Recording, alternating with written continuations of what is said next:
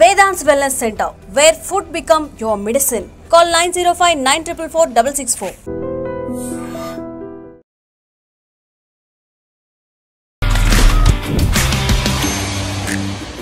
ఎవరైనా కానీ ఒక ఫస్ట్ మూవీతో వచ్చేటప్పుడు they will come with an safe zone kind of movies కానీ ఈ type of.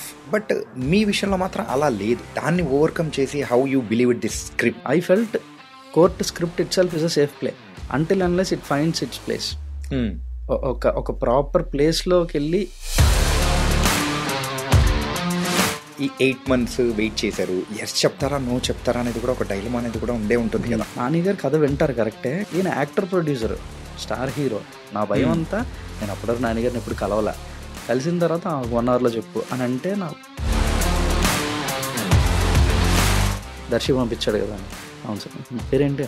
Jagadish sir. Yeah Jagadish, come on start చెప్పు. 2 hours 45 minutes కథల కంటే కూర్చొని విన్నారండి ఆయన. ఎంత ఎంత గుడ్ లిజనర్ ఆయన అసలు. నాన్నగారి విషయంలో one of the best thing ఏంటంటే రీసెంట్ టైమ్స్లోనే నాకు కూడా మన వాళ్ళు చెప్పారనమాట, చిన్న గ్యాప్ దొరికినా కానీ స్టోరీస్ అనేది వింటూ ఉంటారు. కథ చెప్పడానికి వచ్చే వాళ్ళ మీద ఆ రెస్పెక్ట్ అండి, భయంకరమైన రెస్పెక్ట్. అంటే మంగపతి చేస్తున్నది కరెక్ట్ అని కొంతమంది అరుస్తూ అవును అని చెప్పేసి అనేవాళ్ళు అంటున్నాం, కాదు అని చెప్పేసి అనేవాళ్ళు కూడా వింటూ ఉన్నాం. ఇలా డిఫరెంట్ వచ్చేటప్పటికి ఏంటిది అని అనిపించిన సందర్భం. మంగపతి పాయింట్ ఆఫ్ డిస్కషన్ అవ్వాలి, జనాలు మాట్లాడుకోవాలి ఈ క్యారెక్టర్ గురించి. అంటే మంగపతి కరెక్ట్, అతను కరెక్ట్ అని ప్రూవ్ చేసుకునే ప్రాసెస్లో అతను విలన్ అయిపోతాడు. అంత కరెక్ట్ అని కంప్లీట్ ఒక మైండ్ గేమ్ మీద పరిగెడుతూ ఉంటుంది స్టోరీ అంతా కూడా. సో అలాంటి దానిలో ఎలివేషన్ ఇవ్వాలని ఎలా అనిపించింది? స్క్రిప్ట్కి టైం ఇస్తే మన దగ్గర ఆల్రెడీ కథ అయిపోయి ఓకే స్క్రిప్ట్ మొత్తం మన దగ్గర ఉంది అని ఫీల్ అయిపోయిన తర్వాత కూడా దర్శి గారికి ఎందుకు బ్రో అన్యాయం చేశారు? అక్కడ లవ్ స్టోరీ ఏమో అట్లా మంచిగా పెట్టారు, ఇక్కడికి ఈయనకేమో లవ్ స్టోరీ పెట్టినట్టు అట్లా చూపించినట్టు చేసేసారు. అది దర్శి గ్రేట్నెస్ అండి. బయటకు అంటూ ఉంటాడు, అదే నువ్వు లవ్ స్టోరీ తీసుకెళ్ళి వాడికే పెట్టావు సాంగ్, వాడికి సాంగ్ పెద్ద. అది రిలీజ్కి ముందే, సాంగ్ రిలీజ్ అవ్వడానికి ముందే సినిమా చూస్తూ ఉన్నప్పుడు అది మనకు ఏదైనా కానీ ఒక డిఫరెంట్ ఎక్స్పీరియన్స్ అనేది కూడా ఇవ్వాలి. కొంతమందికి అయితే యాక్షన్ మూవీస్ నచ్చుతాయి, ఇంకొంతమందికి అయితే లవ్ స్టోరీస్ నచ్చుతాయి, ఇంకొంతమందికి ఫ్యాంటసీస్ నచ్చుతుంటాయి. ఇలా జరుగుతూ ఉన్న టైంలో కూడా ఒక అవుట్ ఆఫ్ ద బాక్స్ ఒక డిఫరెంట్ మూవీ అనేది కూడా వచ్చింది. ఆ మూవీనే కోర్ట్. మరి ఈ మూవీ ద్వారా అసలు చిన్న వాళ్ళ దగ్గర నుంచి పెద్దవాళ్ళ వరకు ప్రతి ఒక్కరు చూసి నేర్చుకోవాల్సింది చాలా ఉంది. అందులో కూడా జాగ్రత్త పడాల్సిన విషయం కూడా ఒకటి ఉంది అని చెప్పేసి మనకు అర్థమయ్యేలా చెప్పారు ఈ కోర్ట్ మూవీ డైరెక్టర్. మరి ఆ court movie director Jagadish, Ram Jagadish గారు ఇప్పుడు మనతో పాటు ఉన్నారనమాట. మరి ఈ మూవీ యొక్క జర్నీ అంత ఈజీగా ముందుకు కాలేదు. మెయిన్గా ఆయన చెప్పింది కూడా ఒకటి చెప్పారు, ఏ ఫిలిం మేకర్కైనా కానీ శుక్రవారం మారిపోయే జీవితాలండి అని చెప్పేసి మనందరికీ కూడా దగ్గర అయిపోయారు. ఇప్పుడు మనతో పాటు కూడా మరి court movie director Ram Jagadish గారు ఉన్నారు. మరి ఆయనతో మాట్లాడదాం. హాయ్ జగదీష్ గారు. హలో అండి, ఎలా ఉన్నారు? వెరీ ఫైన్ అండి. అసలు ఊపిరి పీల్చుకునేంత గ్యాప్ ఏమన్నా ఉందా? అసలు లేదనే చెప్పాలి, బట్ ఎక్కడో సంహౌ మేనేజబుల్, పర్లే. మూవీ రిలీజ్ అయ్యి 2 weeks కంప్లీట్ అయిపోతుంది. And so how you're feeling? ఇంకా ఆ జోన్లోంచి బయటకు వచ్చారా లేదా? జోన్లో నుంచి అప్పుడే బయటికి రావడం కొంచెం కష్టమేమో. అంటే ఇంకా 2 weeks అని మీరు అంటుంటే బాగా ఎక్సైటింగ్ అనిపిస్తుంది. అంటే నిన్న మా పోస్టర్ డిజైనర్ ఆయన శ్యామ్ గారు కాల్ చేశారు. చేసి ఊరికే అంటే నాకు చేయలేదు, మా అసోసియేట్ కార్తిక్ చేసి సార్ 2 weeks పోస్టర్ పంపించానండి అన్నారు. పంపించారు కదండి, చూసాం గ్రూప్లో వచ్చింది కదా, వెళ్ళిపోయింది ప్రింట్గా అంతా. అంటే అదే సార్ ఒకసారి ఫోన్ చేసి మాట్లాడదాం అనిపించింది అన్నారంట. ఎందుకండి అంటే 2 weeks పోస్టర్ పంపించి చాలా రోజులు అయిందండి అని. వా, అయ్యో 2nd week అనేసి ఒక పోస్టర్ పంపించి చాలా కాలం అయిందండి, ఎందుకో బాగా అనిపించింది అందుకే చేసా ఫోన్ అని అన్నారంట. చాలా బాగుంది అది ఇంట్రెస్టింగ్గా అనిపించింది నాకు. ఓకే, ఏదో చిన్నపాటి అచీవ్మెంట్ లాగా అనిపించింది. చిన్నపాటి అచీవ్మెంట్ అని మీరు అనుకుంటున్నారు, కాకపోతే ఇండస్ట్రీలో మాత్రం అలా అనుకోవట్లేదు. రామ్ జగదీష్ డైరెక్టర్గా ఇప్పుడు ఒక hot topic and hot cake అయ్యారు. దీని గురించి మీరేమంటారు? ఏమో అండి, అంటే వర్క్ అండి, అంతే మన పని మనం చేసుకుంటూ పోవడం అంతే. ఎన్నో జరుగుతూ ఉంటాయి, ఇంకంత అంతా part of the process. Yeah, కానీ ఎవరైనా కానీ డైరెక్టర్స్ ఫస్ట్ మూవీతో వచ్చి హిట్ ఇచ్చిన వాళ్ళు ఇండస్ట్రీలో చాలామంది ఉన్నారు. అంటే ఒక ఎంటర్టైన్మెంట్ పరంగా, ఒక యాక్షన్ మూవీ పరంగా ఇలా ఇచ్చిన వాళ్ళు ఉన్నారు. కానీ ఒకటి ఆలోచింప చేసేలా ఒక మూవీ తీసి అందరు మనస్సులోకి వెళ్ళిపోయే వాళ్ళు చాలా రేర్ ఉంటారు. I think you got that place bro. Yeah, and మీరు చెప్తుంటే నిజమే అనిపిస్తుంది ఇది, because I received that kind of applause. అంతా బాగా వచ్చింది. ఆలోచింపజేసే సినిమా తీయాలి అని అయితే మొదలు పెట్టలేదు. That's not our intention actually. కానీ అడ్రస్ చేయాలి, ఏదో ఒక ప్రాబ్లం ఉంది, దిస్ ఈజ్ ఎగ్జిస్టింగ్ మన పక్కన, మన డైలీ లైఫ్లో రెగ్యులర్గా కనిపిస్తుంది, ఇది ఉంది ప్రాబ్లం, దీన్ని ఎవరో ఒకరు అడ్రస్ చేయాలి. సరే అడ్రస్ చేద్దామని మొదలుపెట్టాం. ఆలోచింపజేద్దామా, అది సినిమా చూసిన తర్వాత ఆడియన్స్ ఆలోచిస్తారా, చాలే అనుకుని వెళ్ళిపోతారా, ఆడియన్స్ని ఎప్పుడు ఎక్స్పెక్ట్ చేయలేమండి. ఆడియన్స్ దేనికి సాటిస్ఫై అవుతారో గేజ్ చేయడం చాలా కష్టం. మనం కాన్ఫిడెంట్గా ఒకటి బిలీవ్ చేసి దాంతో వెళ్ళిపోవాలి అంతే. సో బాగా బిలీవ్ చేసాం దీన్ని, ఈ ప్రాబ్లమ్ని అడ్రస్ చేద్దామని. బట్ అడ్రస్ చేసే మోటో కూడా ఏదో ఓకే ఇప్పుడు మేము ఒక విషయం చెప్తున్నాం, మీకు తెలియని ఒక కొత్త విషయం చెప్తున్నాం, కమాన్ జాగ్రత్తగా కూర్చొని చెవుల దగ్గర పెట్టుకొని వినండి అని చెప్తే ఎవరు వినండి, అవసరం లేదు ఎవరికి. Okay, cinema is cinema, end of the show cinema is cinema. సినిమాలాగే చెప్పాలి, సినిమాకు ఉండే హైస్ అండ్ లోస్ ఉండాలి, ఆ డ్రామా ఉండాలి, ఆ చీరప్ రావాలంటే ఇంట్రెస్టింగ్ సీన్స్ ఉండాలి. ఇవన్నీ ఉంటూనే మేము అడ్రస్ చేయాలనుకున్న పాయింట్ని అడ్రస్ చేయాలి. So this went very much into the script. రైటింగ్లో ఇది conscious matter throughout the process. Okay, అంటే ఈ క్యారెక్టర్స్ కానీ ఇవన్నీ బిల్డ్ చేసుకొని రాసుకునేటప్పుడు యూజువల్గా ఎవరైనా కానీ ఒక ఫస్ట్ మూవీతో వచ్చేటప్పుడు దే విల్ కమ్ విత్ అనే safe zone kind of movies కానీ ఈ టైప్ ఆఫ్. బట్ మీ విషయంలో మాత్రం అలా లేదు. ఎందుకంటే ఇట్ వాస్ అనే రేర్ అటెంప్ట్.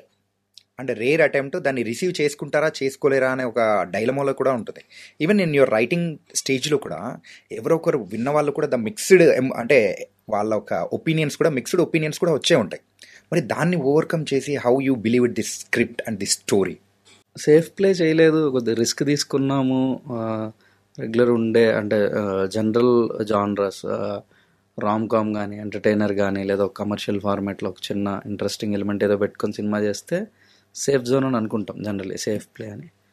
బట్ నాకు ఎందుకు అదే రిస్కీ ప్లే అనిపిస్తుంది. ఎందుకు బ్రో? అంటే అది luck factor bro, completely luck based అది. అది వర్కౌట్ అయితే అయిపోయింది అంటారు, వర్కౌట్ అవ్వకపోతే అవ్వలేదంటారు, అంతే సింపుల్. బట్ అటెంప్ట్ బాగుందని కానీ లేదంటే ఇప్పుడు చూడండి కొన్ని సినిమాలు ఉంటాయి, అవి థియేటర్లో కమర్షియల్గా అంత ఎక్కువ వర్కౌట్ అవ్వకపోవచ్చు, కానీ వాటికి ఒక స్పెషల్ ప్లేస్ ఉంటుంది. ఫిలిం ఫ్యాటర్నిటీలో కానీ ఆడియన్స్లో కానీ ఒక స్పెషల్ ప్లేస్ ఇస్తారు. అలాంటి సినిమాలు చేసిన డైరెక్టర్లు ఎప్పుడు స్టాండ్ అవుట్ అవుతారు, irrespective of the result. Hit to ఫ్లాప్లో అట్లతో సంబంధం ఉండదు, కానీ ఆ డైరెక్టర్లకు ఒక స్టాండ్ అవుట్ ప్లేస్ ఉంటుంది. అంటే నేను అలా అవ్వాలని చేశానని చెప్పట్లేదు. మాకేంటంటే సేఫ్ ప్లే అన్నారు కాబట్టి చెప్తుంది. I felt court script it self is a safe play until unless it finds its place. ఒక ప్రాపర్ ప్లేస్లోకి వెళ్ళి ఈ కథను పెడితే this is a very safe play మా వరకు. ఎందుకంటే ఖచ్చితంగా ఒక కొత్త కథ చూస్తున్నాం, ఒక కొత్త అప్రోచ్ ఉంటుంది సినిమాలో. రెగ్యులర్గా చూసిన సినిమాలా లేదే, ఇదేంటిది మన లైఫే ఉంది స్క్రీన్ మీద అని అనిపించే ఫీలింగ్ ఇవ్వగలమని మాకు కాన్ఫిడెన్స్ స్క్రిప్ట్లోనే. అట్లాంటి కాన్ఫిడెన్స్ ఉన్నప్పుడు ఇది సేఫ్, డెఫినెట్లీ సేఫ్ ప్లే అని ఒక నమ్మకం స్టార్టింగ్ నుంచి ఉన్నది. కాకపోతే ఇది వెళ్ళాల్సిన చోటుకి వెళ్ళాలి. వాల్ పోస్టర్ సినిమా లాంటి కంపెనీలోకి వెళ్తే దీనికి కావాల్సిన రికగ్నిషన్, పడాల్సిన లైట్ పడుతుందని ఒక కాన్ఫిడెన్స్. ఓకే, మీరు అన్నట్టు రైటింగ్ స్టేజ్లో ఎక్కువ మందికి చెప్పుకుంటూ వెళ్తే బౌన్స్ బ్యాక్లు వస్తాయి. ఇవన్నీ ఏంటంటే యాక్చువల్ ఎక్కువ మందికి చెప్పలేదు మేము, అసలు ఎవరికి చెప్పలేదు. అంటే ద క్లోజ్డ్ వన్స్ కానీ నియర్ అండ్ ఇయర్స్ వాళ్ళు ఉంటారు కదా, సో వాళ్ళకి కూడా మనం జస్ట్ ఇయర్స్కి వాళ్ళకి ఏంటంటే మీరు అన్నదే నేనే నెరేట్ చేసేవాడిని కదా, నేను నెరేట్ చేసేటప్పుడు ఓకే ఇది వర్కౌట్ అవుతుంది, చాలా బాగుంది, నువ్వు చెప్తుంటే ఇంట్రెస్టింగ్గా అనిపిస్తుంది అన్నట్టు. ఓకే, ఈ కైండ్ ఆఫ్ థింగే. కాకపోతే నేను అసలు ఎక్కువ మందికి చెప్పలేదు అన్న, అసలు హార్డ్లీ ఫింగర్ టిప్స్ లెక్క పెట్టచ్చు, బిలో 10. ఓకే, బిలో 10, ఎక్కువ మందికి అసలు చెప్పలా. సో ఫస్ట్ ఎవరికి చెప్పారు? ఎందుకంటే ఇది అందరికీ అర్థం కాదేమో అనొక భయం నాకు. ఓకే. ప్రొడ్యూసర్స్ కూడా కథ అంతా రెడీ అయిపోయి అంతా చేసుకున్న తర్వాత ప్రొడక్షన్ హౌస్కి అప్రోచ్ అయ్యి ప్రొడ్యూసర్స్ ఓకే ఈరోజు ఈ ప్రొడక్షన్ అని ఒక వరుస టైం టేబుల్ వేసుకుని వాళ్ళు ఎప్పుడు అపాయింట్మెంట్ ఇస్తే ఈ అపాయింట్మెంట్ ఇప్పుడు ఉంది కాబట్టి నెక్స్ట్ వీళ్ళు ఈ కంపెనీ వాళ్ళు ఈ అపాయింట్మెంట్ ఈ డేట్కి ఇస్తే ఇట్లా ఒక షెడ్యూల్ వేసుకొని తిరుగుతూ ఉంటాం కథ పట్టుకుని. జనరల్గా జరిగేది ఇది. నేనేం అతీతుడిని కాదు, నేను తిరిగా ఉంటాయి. కానీ ఈ సినిమా వరకు అది చేయలేదు. ప్రొడక్షన్ హౌసెస్ తిరుగుదాము, వీళ్ళకి చెప్దాం వాళ్ళకి చెప్దాం అని అనుకోలే. వెరీ లిమిటెడ్ అస్సలు. Priyadarshi very choosy. ఇట్లా వెళ్తున్న మూమెంట్లో నేను అసలు వెరీ బ్లంట్గా నానిగారు ప్రొడ్యూస్ చేయాలి అని మొదలుపెట్టి నానిగారు పేరు వచ్చిన తర్వాత నుంచి we literally waited for 8 months. Okay. 8 months అసలు ఎవరికి చెప్పలేదు, ఎవరిని కలవలేదు, ఓన్లీ వెయిటింగ్. అంటే ఫస్ట్ మీరు చెప్పింది ఫస్ట్ వాల్ పోస్టర్ వాళ్ళకైనా ఫస్ట్ ఓకే ప్రొడ్యూస్ చేయండి అని అడిగింది వాల్ పోస్టర్. ఓకే. ఈ 8 months వెయిట్ చేశారు. ఈ 8 months వెయిట్ చేసిన తర్వాత సో ఆ జర్నీ అనేది కూడా ఒకసారి చూసుకోవాలి. అంటే ఎస్ చెప్తారా నో చెప్తారా అనేది కూడా ఒక డైలమా అనేది కూడా ఉంటుంది కదా. బట్ ఎక్కడో ఒక చిన్న ఇంట్యూషన్ అండి, లోపల గట్ ఫీలింగ్. కరెక్ట్ టైం ఇవ్వగలిగితే అంటే ఈ మొత్తం కథ కూర్చొని ఓపిక్గా మొత్తం వింటే పని అయిపోద్దాం ఏదో ఒక ఫీలింగ్. నా భయం ఏంటంటే, నా ఓన్లీ భయం నాని గారు కథ వింటారు కరెక్టే, కాకపోతే ఆయన వెరీ బిజీ ఉంటారు. అంటే ఆయన బీయింగ్ అన్ యాక్టర్ ప్రొడ్యూసర్, అంటే రెగ్యులర్ ప్రొడ్యూసర్సే చాలా టైట్ షెడ్యూల్లో నడుస్తూ ఉంటుంది. ఈయన యాక్టర్ ప్రొడ్యూసర్, స్టార్ హీరో, ఎంత టైం ఇస్తారు కథ వినడానికి? సరే ఒక 15-20 minutesలో చెప్పు, లేదంటే ఒక 1/2 hourలో వైండప్ చేయి, ఒక క్రక్స్ మెటీరియల్ మొత్తం ఐడియాగా చెప్పేసేయి కదా, లేదంటే ఒక 1 hour తీసుకో, 1 hourలో చెప్పు, ఇట్లా అని అంటారేమో అని నా భయం అంతా. నేను అప్పటివరకు నాన్నగారిని ఎప్పుడు కలవలా, కలిసిన తర్వాత 1 hourలో చెప్పు అని అంటే అది నా భయం. టైం రెస్ట్రిక్ట్ చేస్తే పోతుంది, అది లేకపోతే చాలు మొత్తం కథ చెప్పు ఎంతసేపు అయినా పర్లేదు అని అంటే చాలని ఒక ఫీలింగ్ నాకు. But it was great experience అండి. వెళ్ళంగానే అంటే నేను కొన్ని చోట్ల కూడా చెప్పున్నా, నాన్నగారు ఎంత బెస్ట్ ప్రొడ్యూసర్ అంటే సినిమా తీసేసిన తర్వాత లేదా రన్నింగ్ ప్రాసెస్లో జర్నీ అంతా చూసుకుంటూ చెప్పడం వేరు. ద వెరీ ఫస్ట్ నెరేషన్లోనే I felt he's the man అని. రెగ్యులర్గా ఉంటుంది ప్రొడ్యూసర్స్ దగ్గర ఎక్కడన్నా వెళ్ళి కథ చెప్పడానికి వెళ్తే 2 questions, వెరీ కామన్ క్వశ్చన్స్, ఏం తప్పేం కాదు, జనరల్ క్వశ్చన్స్ అడుగుతారు. ఎక్కడ పని చేసావు, ఎంతసేపు చెప్తావు, ఆ 2 questions అడగకుండా కథ విన్నారండి. ఆ 2 questions లేవు, వచ్చారు కూర్చున్నారు, దర్శి పంపించాడు కదా అన్న. అవును సార్, పేరేంటి? Jagadish sir. Yeah Jagadish, come on start చెప్పు సార్. స్టోరీ స్టార్ట్ చేసి చెప్పేసే, నేను స్టార్ట్ చేసాను ఇంకంతే. ఎంతసేపు చెప్తామని అడగలేదు, సో నాకు టైం లిమిట్ లేదు, హ్యాపీగా చెప్పొచ్చు అని ఇంకా చెలరైపోయాను అసలు. అసలు 2 hours 45 minutes స్ట్రెచ్ నెరేషన్, మధ్యలో 5 minutes ఇంటర్వల్ గ్యాప్ అంతే. 2 hours 45 minutes కదలకుండా కూర్చొని విన్నారండి ఆయన. ఎంత గుడ్ లిజనర్ ఆయన అసలు. ఓకే. ఆ సింగిల్ నెరేషన్ అంతే. 2 hours 45 minutes నెరేట్ చేస్తున్నప్పుడే నాకు ఐ ఫెల్ట్ దట్ అయిపోయింది, ఇది వర్కౌట్ అవుతుంది ఇది అని. బట్ ఆ ఇమ్మీడియట్ రియాక్షన్ ఎక్స్పెక్ట్ చేయలేదు నేను. అంత కథ అంతా అయిపోయిన తర్వాత యా బాగుంది, నైస్, మనం డిస్కస్ చేద్దాం, నేను దర్శితో మాట్లాడతా, టచ్లో ఉండు, 2-3 daysలో చెప్తాం, ఇట్లాంటి ఆన్సర్ ఏదో ఎక్స్పెక్ట్ చేశాను. బట్ వెరీ ఇమ్మీడియట్ కథ అంతా అయిపోయింది సార్. అండ్ ఇప్పుడు మనం ఇప్పుడు సినిమా అంతా చూసాం కాబట్టి లాస్ట్లో వచ్చి ఇట్లా 18th birthday అన్న తర్వాత ఏడుస్తూ హగ్ చేసుకుంటాడు సార్. ఈ హగ్ మీద అది ఎండ్ కార్డ్ అని చెప్పగానే ఇంక నించొని ఇలా షేక్ హ్యాండ్ ఇచ్చి welcome to wall poster cinema అన్నారు. Wow, that was the high moment అండి. అసలు ఈ రోజుకి ఆ మూమెంట్ తలుచుకుంటే ఎప్పటికీ నాకు భలే అనిపిస్తుంది. Very high. అంటే ఈ సినిమా జర్నీ స్టార్ట్ అయిన వెరీ ఫస్ట్ డే అది, ఈ రోజుకి కూడా నాకు అది హై మూమెంట్. ఓకే, చాలా బాగుంటుంది. ఆ ఇచ్చిన హై కిక్, ఆ కిక్ నాకు 1 year ట్రావెల్ అయింది. 1 year ట్రావెల్ అయింది. అంటే ఇంకా అది మీ లైఫ్ లాంగ్ అది గుర్తుపెట్టుకుంటారు. ఫర్ ఎవర్ చెరిష్డ్ మూమెంట్ అండి. ఎవరికైనా కానీ ఒక ఫిల్మ్ మేకర్కి ఆ సిల్వర్ స్క్రీన్ మీద డైరెక్టర్ అని పేరు పడాలి అని చెప్పేసి, యాక్టర్ అని పేరు పడాలని ఒకటి కుతూహలం ఉంటుంది. అది చూసుకోవాలి రాబోయే అని ఎంతోమంది ఇట్లా వచ్చిన వాళ్ళలో మనం కూడా అలాంటి వాళ్ళు. అట్లా వచ్చి అది ఆ day it's going to be going, మనం చూసుకోబోతున్నాం అన్న మూమెంట్ ఇచ్చిన హై వేరు. అంటే ఫస్ట్ టైం మీ పేరు మీరు చూసుకున్నప్పుడు ఎలా అనిపించింది? ఫస్ట్ టైం నా పేరు నేను చూసుకున్నప్పుడు నాకు అంటే అమ్మా డైరెక్టర్ అయిపోయాను రా ఈ ఫీలింగ్. ఆ పేరు చూసుకున్నప్పుడు నా పేరు చూసుకున్నప్పుడు ఏం రాలేదు నాకు. నా పేరుతో నాకేం అనిపించలేదు. బికాజ్ మనం వర్క్ చేసాము, ఎవరు వర్క్ చేస్తే వాళ్ళ పేరు ఉంటుంది అక్కడ డెఫినెట్లీ. అదంతా నా కిక్ అంతా ఇక్కడ స్క్రీన్ మీద కాదు, ఆడిటోరియంలో ఫేసెస్, ఆడియన్స్ ఫేసెస్. నేను నా సీట్లో నేను కూర్చున్నాను కానీ నా సీట్లో నేను లేను. నా కళ్ళన్నీ అందరి చుట్టూ తిరుగుతున్నాయి, అన్ని ఫేస్లు తిరుగుతున్నాయి. నన్ను ఎవడు అబ్జర్వ్ చేయడుగా ఆ డార్క్ రూమ్ లో. నేను ఎటు తిరుగుతున్నాను ఎటు చూస్తున్నాను ఎవడు తెలియదు కాబట్టి నా కిక్ అంతా ఈ ఫేసెస్, నా పేరు కాదు.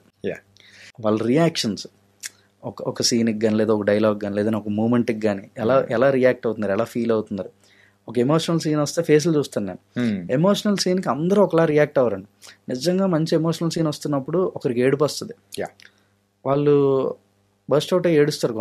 కొంతమంది జస్ట్ చిన్న టీయర్స్ రోలింగ్ ఉంటుంది, జస్ట్ ఇలా అనేస్తారు.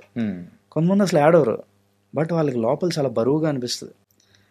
ఎమోషనల్ సీన్స్కి ఒక్కొక్కరు ఒక్కోలా రియాక్ట్ అవుతారు, కానీ రియాక్ట్ అవుతున్నారా లేదా ఇది చూడాలి. దీనికోసం తిరుగుతూ ఉండండి, తల తిప్పుతూ ఉండండి.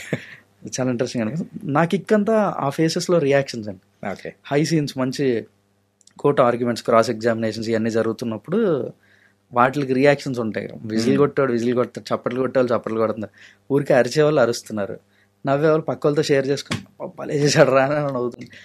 ఈ కిక్ ఫీల్ అయ్యాను. ఇవి నా పేరుతో నాకేం కిక్ రాలేదు, వీటితో వచ్చింది. వీటితో కిక్ వచ్చేసింది. ఇదే కిక్ అండి.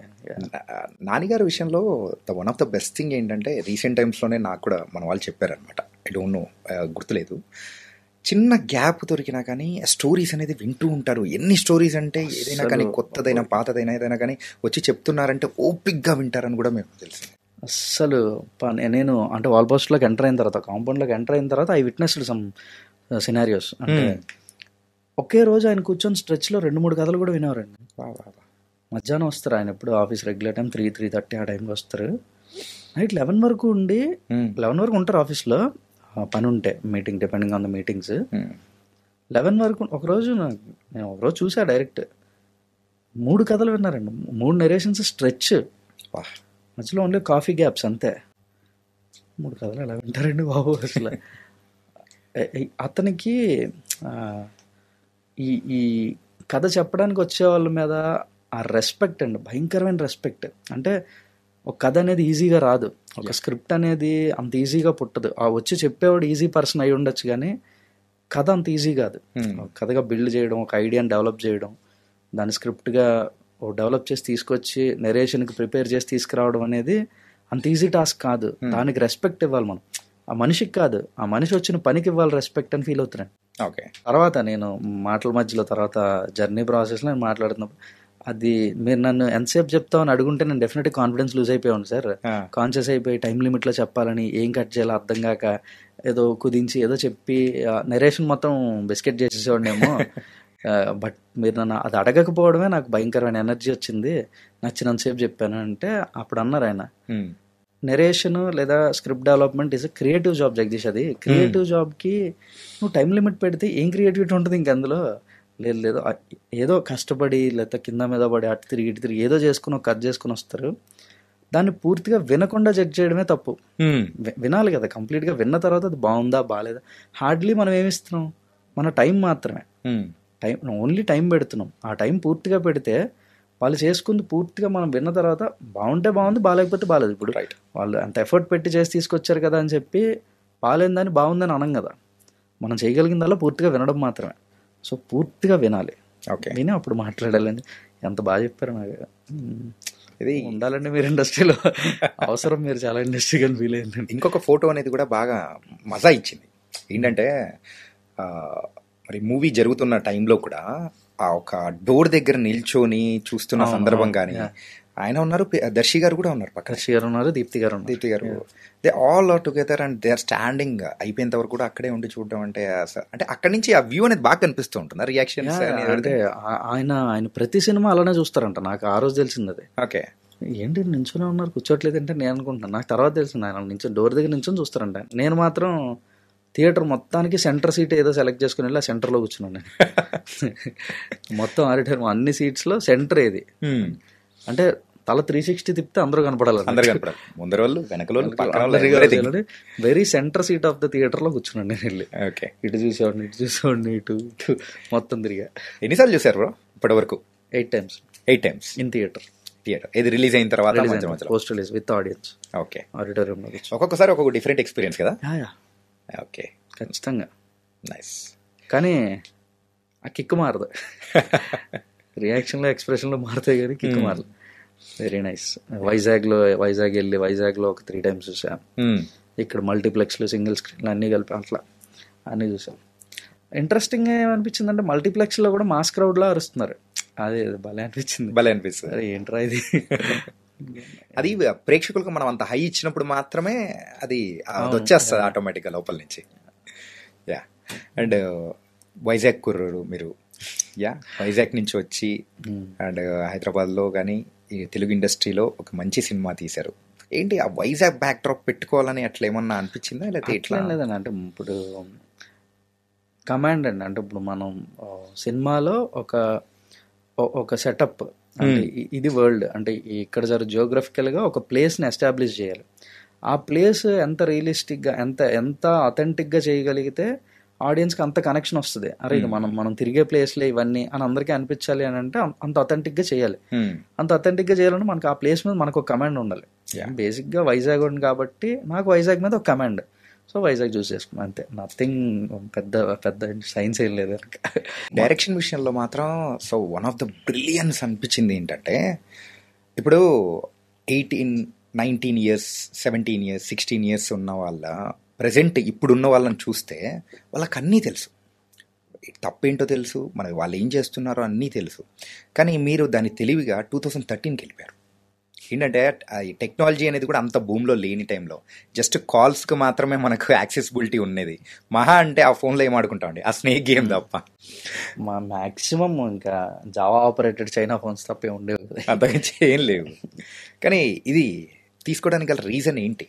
యాక్ట్ అంటే పాక్సో యాక్ట్ 2012లో పెట్టారండి. యా, అంటే ఇది రీజన్ ఎందుకు చేసామని పర్టికులర్గా చెప్పడానికి అంత బలంగా ఏం లేదు. కానీ నా దగ్గర యాక్ట్ పెట్టిన వెరీ నియర్ ఫ్యూచర్లో జరగాలి ఇది కదా. 2012లో యాక్ట్ పెడితే వెరీ నియర్ ఒక 1 year లోపు 2013లో కథ జరిగితే ఎక్కువ బాగుంటుందేమో, అంటే ఎక్కువ ఇంట్రెస్టింగ్గా అనిపిస్తుందేమో అని జస్ట్ ఒక ఫీలింగ్ అంతే. ఆ ఫీలింగ్తో చేసిందే. ఓకే, అంతే. కనెక్షన్ ఎక్కువ వస్తుందేమో అని. అంటే మాకు అర్థమైంది ఏంటంటే ఓకే అంటే ఇప్పుడైతే టెక్నాలజీ కానీ అంతా ఎక్కువ పెరిగిపోయింది, పిల్లలందరికీ అన్ని యాక్సెసిబుల్ ఉంది. 2013లో చెప్పిన మోస్ట్ రెలవెంట్ కాంటెంపరీ టైమ్స్కే, ఇప్పుడు ఉన్న టైం లైన్కే ఎక్కువ రెలవెంట్ ఆ సినిమా. 2013లోనే ఇలా ఉందంటే అప్పుడు ఇంకా ఈ సోషల్ కమ్యూనికేషన్ కానీ ఈ ఇన్ఫర్మేషన్ రిచ్ ఇదంతా కూడా కొంచెం తక్కువ ఉన్న టైమ్స్ అవి. ఓకే, ఇప్పుడు ఇంకా ఎక్కువ. అదే ఇంకా ఎక్కువ జాగ్రత్తగా ఉండాలి ఇప్పుడు. ఇంకో రకంగా ఏంటంటే 2013కే ఆ రేంజ్లో పడిందంటే ఇప్పుడు ఇంకే రేంజ్లో పడుతుందో అనే ఇది కూడా రావాలని చెప్పి కొంచెం అట్లా. భయ్యా ఈ ఇంటర్వ్యూ ద్వారా భయపెట్టేటట్టున్నారు మీరైతే. భయపడాలి బ్రో, 100% భయపడాలి. ఓకే, పాక్సో యాక్ట్ ఆ యాక్ట్ ఉద్దేశమే థ్రెటన్ చేయాలని, భయపెట్టాలి జనాలు. One should have that fear on law, fear of discipline, fear of law, ఇవి ఉండాలి. అది సరిగా చెప్పలేదేమో అన్న భయం సినిమాలో కాదు బయట సరిగా చెప్పట్లేదు. అది ఎవరికి అర్థం అవ్వాల్సినంత రేంజ్లో అర్థం అవ్వట్లేదేమో. ఈ పోక్సో యాక్ట్ ఈ ఐడియా అసలు రియల్ లైఫ్లో ఎక్కడైనా కానీ ఎదురవడం కానీ ఎవరిదైనా కానీ చూసిన సందర్భాలు కానీ అంత హార్డ్ హిట్టింగ్ ఎప్పుడైనా అనిపించిందా? Came across some real people ఈ కేసెస్లో ఇన్వాల్వ్ అయ్యి పోక్సోకి ఎఫెక్ట్ అయ్యి, పోక్సోలో అక్యూజ్డ్ అయ్యి ఎఫెక్ట్ అయ్యి లైఫ్ ఏంట్రా బాబు అని ఫీల్ అయిపోయిన మనుషుల్ని చూసా వాళ్ళని. కొంత ఇన్సిడెంట్లు కమ్ అక్రాస్ అయితే ఆ తర్వాత కేస్ ఫైల్స్ అన్నీ గ్యాదర్ చేసి చదువుతూ ఉంటాయి. Very interesting. అంటే మీకంటే మన సినిమాలో చూసిన case of course it's a మిస్యూజువల్, ఇదంతా ఫేక్, అంతా ఒక ఫాల్స్ ఎలిగేషన్, మొత్తం ఎవిడెన్స్లు విట్నెస్లు అన్ని ఫ్యాబ్రికేటెడ్, ఇవన్నీ కూడా ఒక తప్పుడు కేసు ఇది. దీనికి ఎంత డ్రామా ఉంది, చుట్టూ ఎంత డ్రామా ఉందో మనం సినిమాలో చూసాం మనం. కానీ నేను రీసెర్చ్ ప్రాసెస్లో రెఫర్ చేసిన కేస్ ఫైల్స్ అన్నిటిలో హీఈస్ అ డిగ్రీ స్టూడెంట్ అండి, డిగ్రీ కాలేజ్ గోయింగ్ అయ్యి 19 years. He's interested on a girl, 10th class girl. She is of 16 years. Okay, 10th class అంటే ఆబ్వియస్లీ ఆ ఏజ్ ఉంటుంది. 16 years అమ్మాయి సిక్స్ 1 year అటు ఇటు 16 years అమ్మాయి. ఆ పర్టికులర్ కేసులో అమ్మాయి age 16 years. She's a 10th class girl. ఈ డిగ్రీ ఫస్ట్ ఇయర్ 19 years కుర్రాడు. ఓకే. అయితే ఆ 16 years అమ్మాయిని 19 years కుర్రాడు లవ్ చేశాడు. ఆ అమ్మాయి రెస్పాండ్ అయిందా, రెస్పాన్స్ ఏంటి, పాజిటివ్గా రియాక్ట్ అయిందా, ఒప్పుకుందా, ఒప్పుకోలేదా, ఇవన్నీ సెకండరీ. కానీ వీడు లవ్ చేస్తున్నాడు అనే ఫీలింగ్ ఒకటి ఉంటుంది కదా వీడికి. ఆ ఫీలింగ్తో చిన్న చిన్న చిలిపి పనులు అయి చేయాలనిపిస్తుంది. ఆ ఏజ్ అలాంటిది కాబట్టి ఆబ్వియస్లీ ఆ అమ్మాయి వెనక తిరగటం, ఆ అమ్మాయిని ఫాలో అవటం. స్కూల్ ఆ అమ్మాయిది, వీడి కాలేజ్ నుంచి స్కూల్ దగ్గరికి వెళ్ళడం, స్కూల్ నుంచి అమ్మాయి ఇంటికి వచ్చే ప్రాసెస్లో వెనకాల వెళ్ళడం, ఫ్రెండ్స్తో మాట్లాడుతూ చిన్న చిన్న ఆ అమ్మాయికి వినపడేలాగా వీళ్ళ ఫ్రెండ్స్తో గట్టిగా మాట్లాడడం, ఆ అమ్మాయి ఏదో చిన్నగా నవ్విందో నవ్వలేదో, రియాక్ట్ ఏమైందో తెలియదు. ఈ ప్రాసెస్లో ఉండగా ఆ అమ్మాయి ఇండివిజువల్ హౌస్ 3rd floor అమ్మాయిది, ఓ పోర్షన్ 3rd floorలో పోర్షన్లో ఉంటే వాళ్ళ ఇంటి ఎదురుగా ఓ పాత కారు, ఒక అబాండెండ్ కారు మొత్తం ధూళి పట్టేసి డస్ట్ అయిపోయి ఉంటుంది కదా, ఆ డస్ట్ మీద రాస్తే కనబడుతుంది. ఓకే. అట్లా ఇక్కడ ఆ అమ్మాయి ఇంటి మీద ఉన్న కారు మీద అమ్మాయి పేరు రాసి ఐ లవ్ యూ అని రాశాడు. అమ్మాయి పేరు పెట్టి ఐ లవ్ యూ అని పెట్టాడు. అది వాళ్ళ ఫాదర్ చూసే, అమ్మాయి వాళ్ళ ఫాదర్ చూసి ఏంటిది ఎవడు వీడని చెప్పి ఏదో చిన్న ఎంక్వైరీ చేస్తే మరి అతనికి ఉన్న ఇన్ఫ్లుయెన్సో లేకపోతే అతనికి ఉన్న లీగల్ నాలెడ్జో ఏంటో మరి నాకు తెలీదు, ఈ అబ్బాయి మీద కేసు పెట్టి పాక్సో వేస్తే అరెస్ట్ చేశారు. వాడిని అరెస్ట్ చేసి తీసుకెళ్ళి జైల్లో వేశారు. ఓకే. 14 days రిమాండ్, కోర్టుకి తీసుకెళ్లారు. Non bail rejected. మళ్ళీ రిమాండ్ వేశారు 28 days. 28 days తర్వాత బెయిల్ శాంక్షన్ అయితే బయటకు వచ్చాడు. ఆడు చేసిన తప్పేంటి ఇప్పుడు ఇక్కడ నాకు అర్థం కాలేదు. అంటే ఆ ఏజ్లో వాడు చేసిన పని వాడికి ఒక సరదా, చిలిపిగా ఏదో చేశానని ఫీల్ అవుతాడు. ఈ చిలిపిగా చేయడం అనేది చాలా తప్పు, నీకు శిక్ష పడుతుంది అనే విషయం వాడికి తెలియాలి కదా. వాడికి తెలిస్తే చేసేవాడు కాదు, తెలియదు కదా. తెలియకపోవడం వల్ల జరిగే ప్రాబ్లమ్స్ ఇవన్నీ. ఇప్పుడు చూడండి, మీకు ఒక డిగ్రీ గోయింగ్ స్టూడెంట్, కాలేజ్ చదువుకునే కుర్రాడిని at the age of 19 28 days జైల్లో వేశారు, ఒక సబ్ జైలు చూసుకుని. లైఫ్ లాంగ్ వాడికి అది బ్లాక్ స్పాటేగా, ఎవరు మార్చలేం కదా, ఎవరు మార్చలేరు. ఏ రోజైనా ఇప్పుడు లైఫ్లో ఎడ్యుకేషన్ అంతా అయిపోయిన తర్వాత ఒక గ్రేట్ జాబ్ చేస్తాడో, లేదంటే ఇంకేం పని చేస్తాడో, లేదా లైఫ్లో విపరీతంగా సక్సెస్ అయిపోతాడు.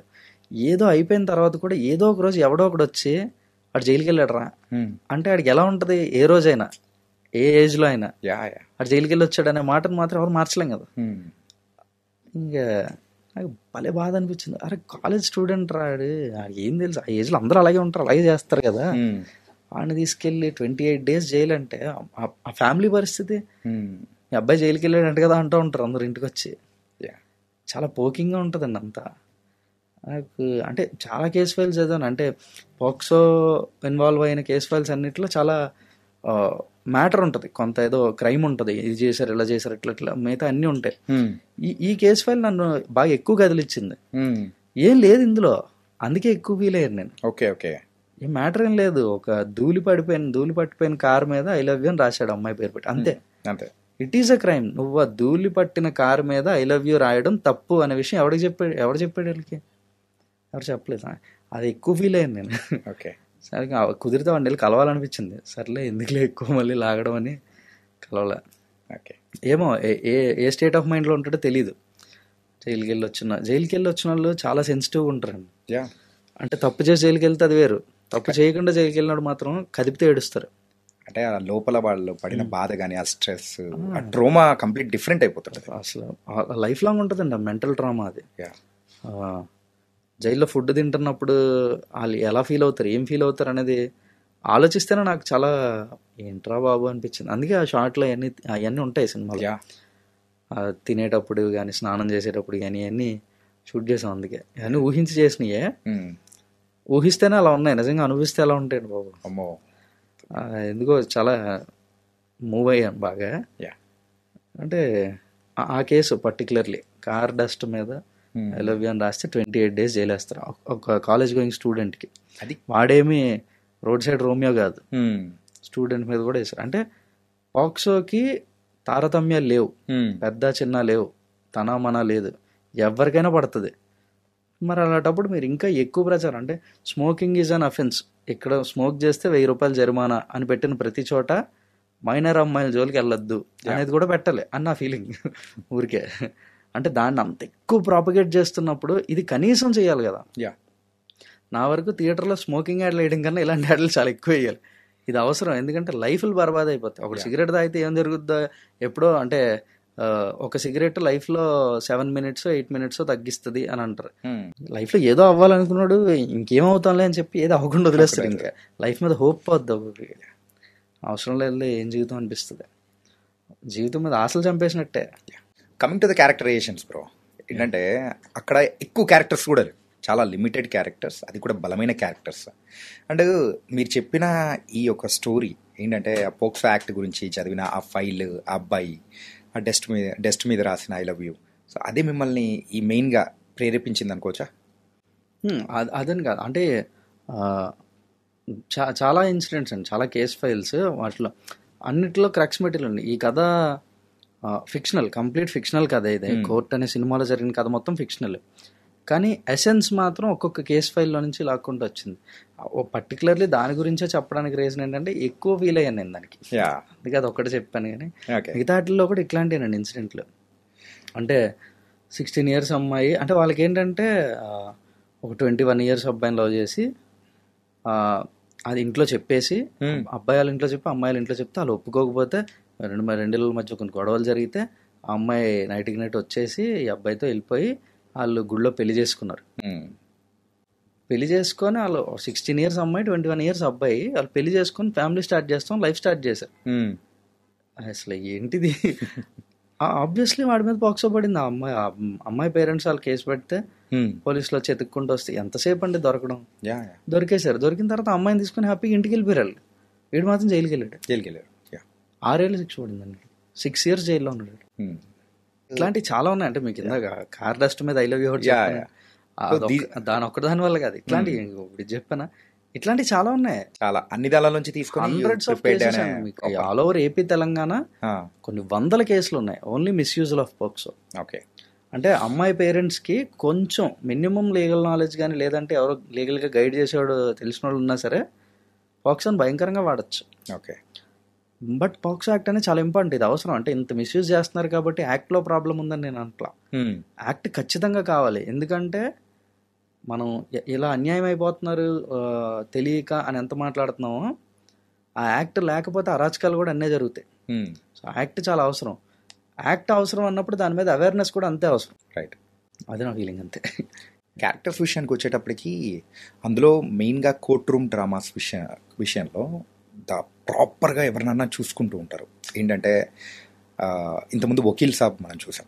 వకీల్ సాబ్లో ఎలా ఉంటుందంటే డి అంటే డి అన్నట్టు కూడా పవన్ కళ్యాణ్ గారు అండ్ ప్రకాష్ రాజ్ గారి మధ్య జరుగుతూ ఉంటుంది. అలా టైప్ ఆఫ్ ఇక్కడ దర్శి గారు అండ్ హర్షవర్ధన్ గారి మధ్యలో. సో ఎట్లా క్రియేట్ చేశారు బ్రో? ఏదైనా ఇన్స్పిరేషన్స్ కానీ ఎట్లా ఏమైనా తీసుకున్నారా ఏంటి? ఇప్పటి వరకు వచ్చిన కోర్ట్ రూమ్ డ్రామాస్ అన్నీ ఒకసారి అలా బింజ్ వాచ్ చేసాం మొత్తం. అంటే డేస్ ఫిక్స్ చేసుకొని ఈరోజు ఇది అన్నట్టు కొద్దిగా గ్యాప్లు ఇచ్చుకొని ఈ సినిమాలో ఏముంది, ఇందులో హై ఎలిమెంట్ ఏంటి అన్నీ మాట్లాడుకుంటూ, అంటే ఆ సినిమాల నుంచి లాగేసి రాసామని కాదు, ఇన్స్పిరేషన్ అంటే ఖచ్చితంగా కోర్ట్ రూమ్ అంటే ఓ ప్రాసిక్యూషన్ లాయర్, ఓ డిఫెన్స్ లాయర్ కొట్టుకోవాలి. ఏ సినిమా ఇదే జరగాలి, అంతకుమించి ఇంకేం చేయలేం. కోర్టులో ఆర్గ్యుమెంట్స్ అంటే ఇద్దరు కొట్టుకోవాలి, ప్రాసిక్యూషన్ లాయర్, డిఫెన్స్ లాయర్. ఇప్పటి వరకు వచ్చిన కోర్ట్ రూమ్స్ అన్నిట్లో ఎట్లా కొట్టుకున్నారు, ఎలా జరిగినాయి. జాలీ ఎల్ఎల్బీస్ కానీ, ఓ మై గాడ్, బందా కాఫీ హే, జనగణమన, జై భీము, ఏమున్నాయి అసలు అన్ని. పింక్ మెయిన్. ఇట్లా కాజోల్ గారు చేసింది ద ట్రైల్ అని వెబ్ సిరీస్, అది ద ట్రైల్. రవికిషన్ గారు చేసింది మామ్లా లీగల్ హే, అది. అన్నీ ఒకసారి వేస్తే రౌండ్ ఓకే. వీటిలన్నింటినీ మించి ఒక క్యారెక్టర్ చేయాలని మేము అనుకోలేదు, కానీ ఇలా ఉండొచ్చు. అపోజిషన్ లాయర్ ఇలా ఉండొచ్చు, ప్రొటాగనిస్ట్ అంటే మన డిఫెన్స్ లాయర్ మన ప్రొటాగనిస్ట్ కాబట్టి డిఫెన్స్ లాయర్ కొన్ని రెస్ట్రిక్షన్స్ ఉంటాయి, బీయింగ్ ప్రొటాగనిస్ట్ కొన్ని చేయకూడదు. అపోజిషన్ లాయర్ ఎక్కచ్చు, అతనికి ఆ వాయిస్ ఉండొచ్చు, కొంచెం రైజ్ వెళ్ళొచ్చు. సో ఇట్లా కొన్ని పారామీటర్స్ గీసుకొని ఈ క్యారెక్టర్ ఎంతవరకు వెళ్ళొచ్చు, ఈ క్యారెక్టర్ ఎంతవరకు వెళ్ళొచ్చు అని కొన్ని బార్లు సెట్ చేసి ఉన్నాం. ఇంకా ఓల్డ్ అండి, బాగా వెనక్కి కూడా వెళ్ళాం. 12 Angry Men 1953 cinema. 12 Angry Men 1953లో వచ్చిందని ఏదో పాత సినిమా అనడానికి లేదు, అది క్లాసిక్, అది ఏ రోజైనా రిలవెంట్గా ఉంటుంది.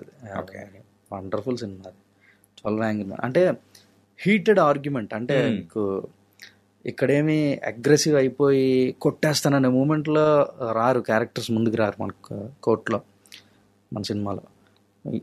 కొట్టేద్దాం వీడిని లేదా ఏదో చేద్దాం అని పర్సనల్ గ్రెడ్జ్ లేదా పర్సనల్ రివెంజ్ మీదకి వెళ్ళదు క్యారెక్టర్స్ ఎక్కడ కూడా. అలాంటప్పుడు చాలా కన్విక్షన్తో మాట్లాడాలి క్యారెక్టర్స్. అది 12 Angry Men నుంచి అసలు మొత్తం మాట్లాడుతూనే, ఓన్లీ మాటలతోనే ఒక రూమ్లో. అది మీరు చూసారా 12 Angry Men? లేదు చూడలేదండి. చూడండి, బ్యూటిఫుల్ ఫిల్మ్ అది. రైటింగ్లో ఒక విషయంలో అంటే ఇది పర్సనల్ గ్రెడ్జ్ కాదు, ఏంటంటే ఈ కోర్ట్ ఆర్గ్యుమెంట్స్ విషయానికి వరకే అని చెప్పేసి ఒక సీన్లో భలే కన్వే చేశారు. అది నేను చెప్తాను. ఏంటంటే ఒకసారి ప్రియదర్శి గారు రిటర్న్ వచ్చిన తర్వాత, మళ్ళీ ఒకసారి కేసు వదిలిపెట్టేసి మళ్ళీ రిటర్న్ వచ్చిన తర్వాత ఇక్కడ రోహిణి గారు కేసుకి అటెండ్ అవుతారు. అక్కడ హీరింగ్ అయిపోతుంది. మళ్ళీ మధ్యలో వాళ్ళు నడుచుకుంటూ వెళ్ళేటప్పుడు కూడా నేను వెళ్ళొచ్చా అని చెప్పేసి అడిగేటప్పటికి అప్పుడు హర్షవర్ధన్ గారు దర్శి గారిని అడుగుతారు, అంటే ఆవిడతో అవసరం ఉందా అండి వెళ్ళొచ్చాను. అది అడిగే విధానం అనేది కూడా అరే మనకేం లేదండి అదంతా ఇక్కడ మాత్రం ఏం లేదు అన్నట్టు అట్లా అంటే అయ్యేటట్టు చూపించారనమాట. That was very brilliant. అంటే అక్కడ యాక్చువల్ ఇంటెన్షన్ ఇది కన్వే చేయడానికి కాదు, యాక్చువల్ ఇంటెన్షన్ వచ్చేసి పిలిపించింది వాళ్ళు, అంటే డిఫెన్స్ వాళ్ళు ఈ విట్నెస్ని క్రాస్ చేయడానికి అని వీళ్ళు పిలిపించారు కాబట్టి వీళ్ళతో అయిపోయిందా మీ క్రాసింగ్ ఇంకా ఉందా అని వాళ్ళని అడిగి పంపించారు. ఓకే, లేదు ఇంకా ఉంది, నేను వాళ్ళు ఇంకా క్వశ్చన్ చేస్తానంటే వాళ్ళు ఉండాలి. లేదు అవసరం లేదనుకుంటే వాళ్ళు చెప్పాలి, వాళ్ళు పిలిపించారు కాబట్టి విట్నెస్ని, సో వాళ్ళని అడిగి పంపిస్తారు. నేనేదో కొత్త యాంగిల్ తీసుకొచ్చేట్టున్నాను. అంతేనండి, పర్స్పెక్టివ్స్. అది చాలాసార్లు అనిపిస్తుంది మనకి. కొన్నిసార్లు ఒక సినిమా మొత్తం చూసిన తర్వాత ఇక్కడ ఈ పాయింట్ ఉంది, ఇక్కడ ఈ పాయింట్ ఉంది అని చెప్పి డైరెక్టర్ ఇది చేశాడు రా, బ్రిలియంట్గా ఉంది ఇది డైరెక్టర్ అంటే.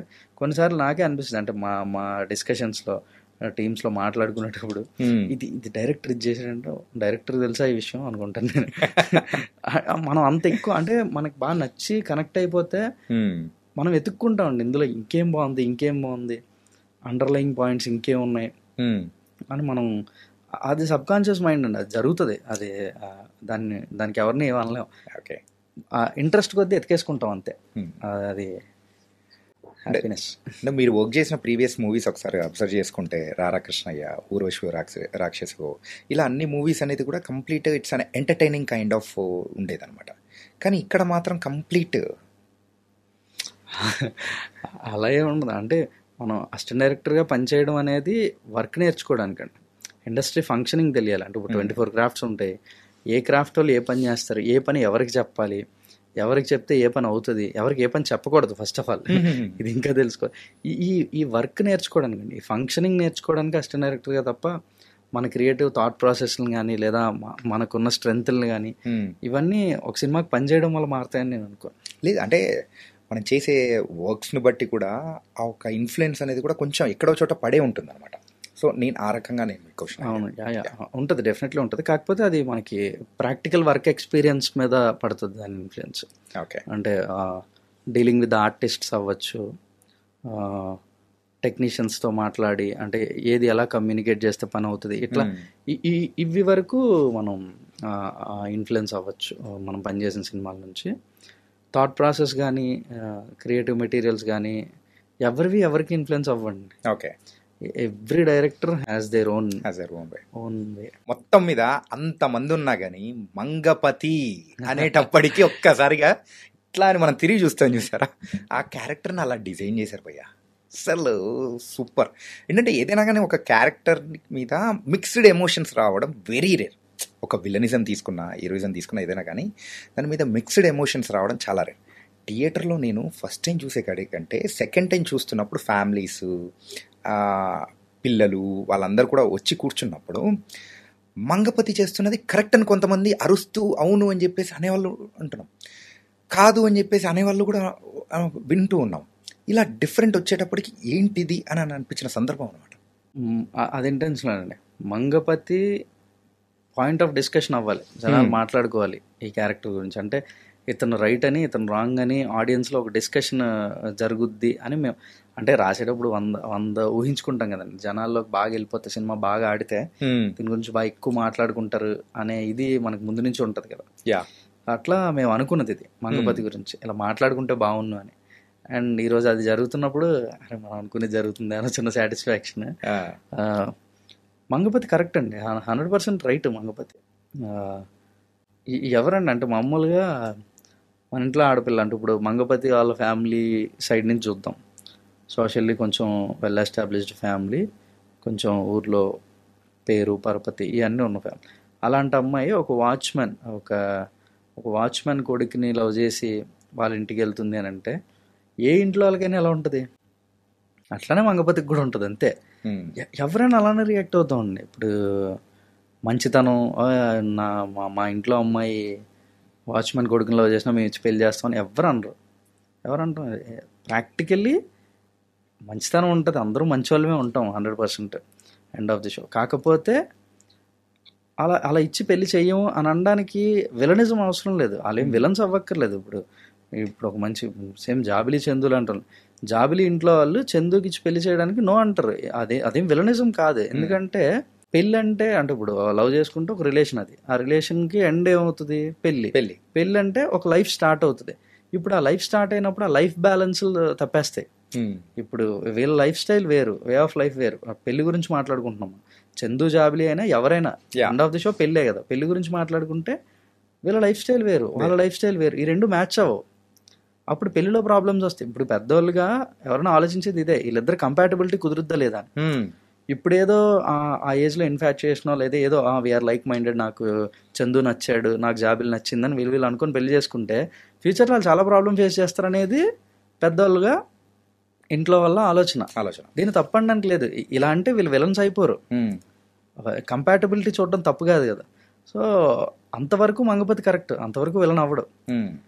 కానీ ఎప్పుడైతే కేసు పెట్టి కేసు గెలవడం కోసం ఒక వే చూస్ చేసుకుంటాడో, ఈగోలోకి వెళ్ళిపోతే, ఈగో వల్ల మంగపతి విలన్ అవుతాడు తప్ప జాబిల్ని సేఫ్ గార్డ్ చేయడం వల్ల కాదు.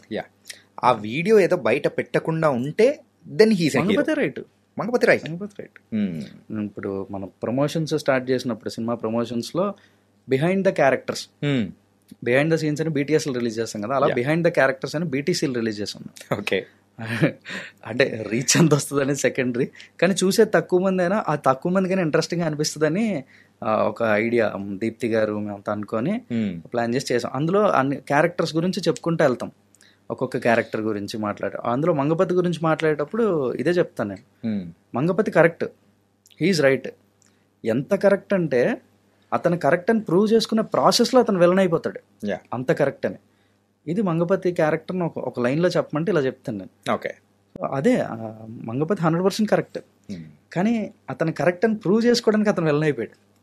ఎందుకు ఆ క్యారెక్టర్లో ఇంట్రెస్ట్? ఇప్పుడు మీరు మంగపతి గురించి అందరూ మాట్లాడుకుంటున్నారు, చాలా బాగా పాపులర్ అయింది క్యారెక్టర్, ఎక్కువ డిస్కషన్ అవుతుంది అని అంటే ఓన్లీ రీజన్ ఇదే. ఓకే, అతను కరెక్ట్, కానీ కరెక్ట్ అని ప్రూవ్ చేసుకోవడానికి విలన్ అయిపోతాడు.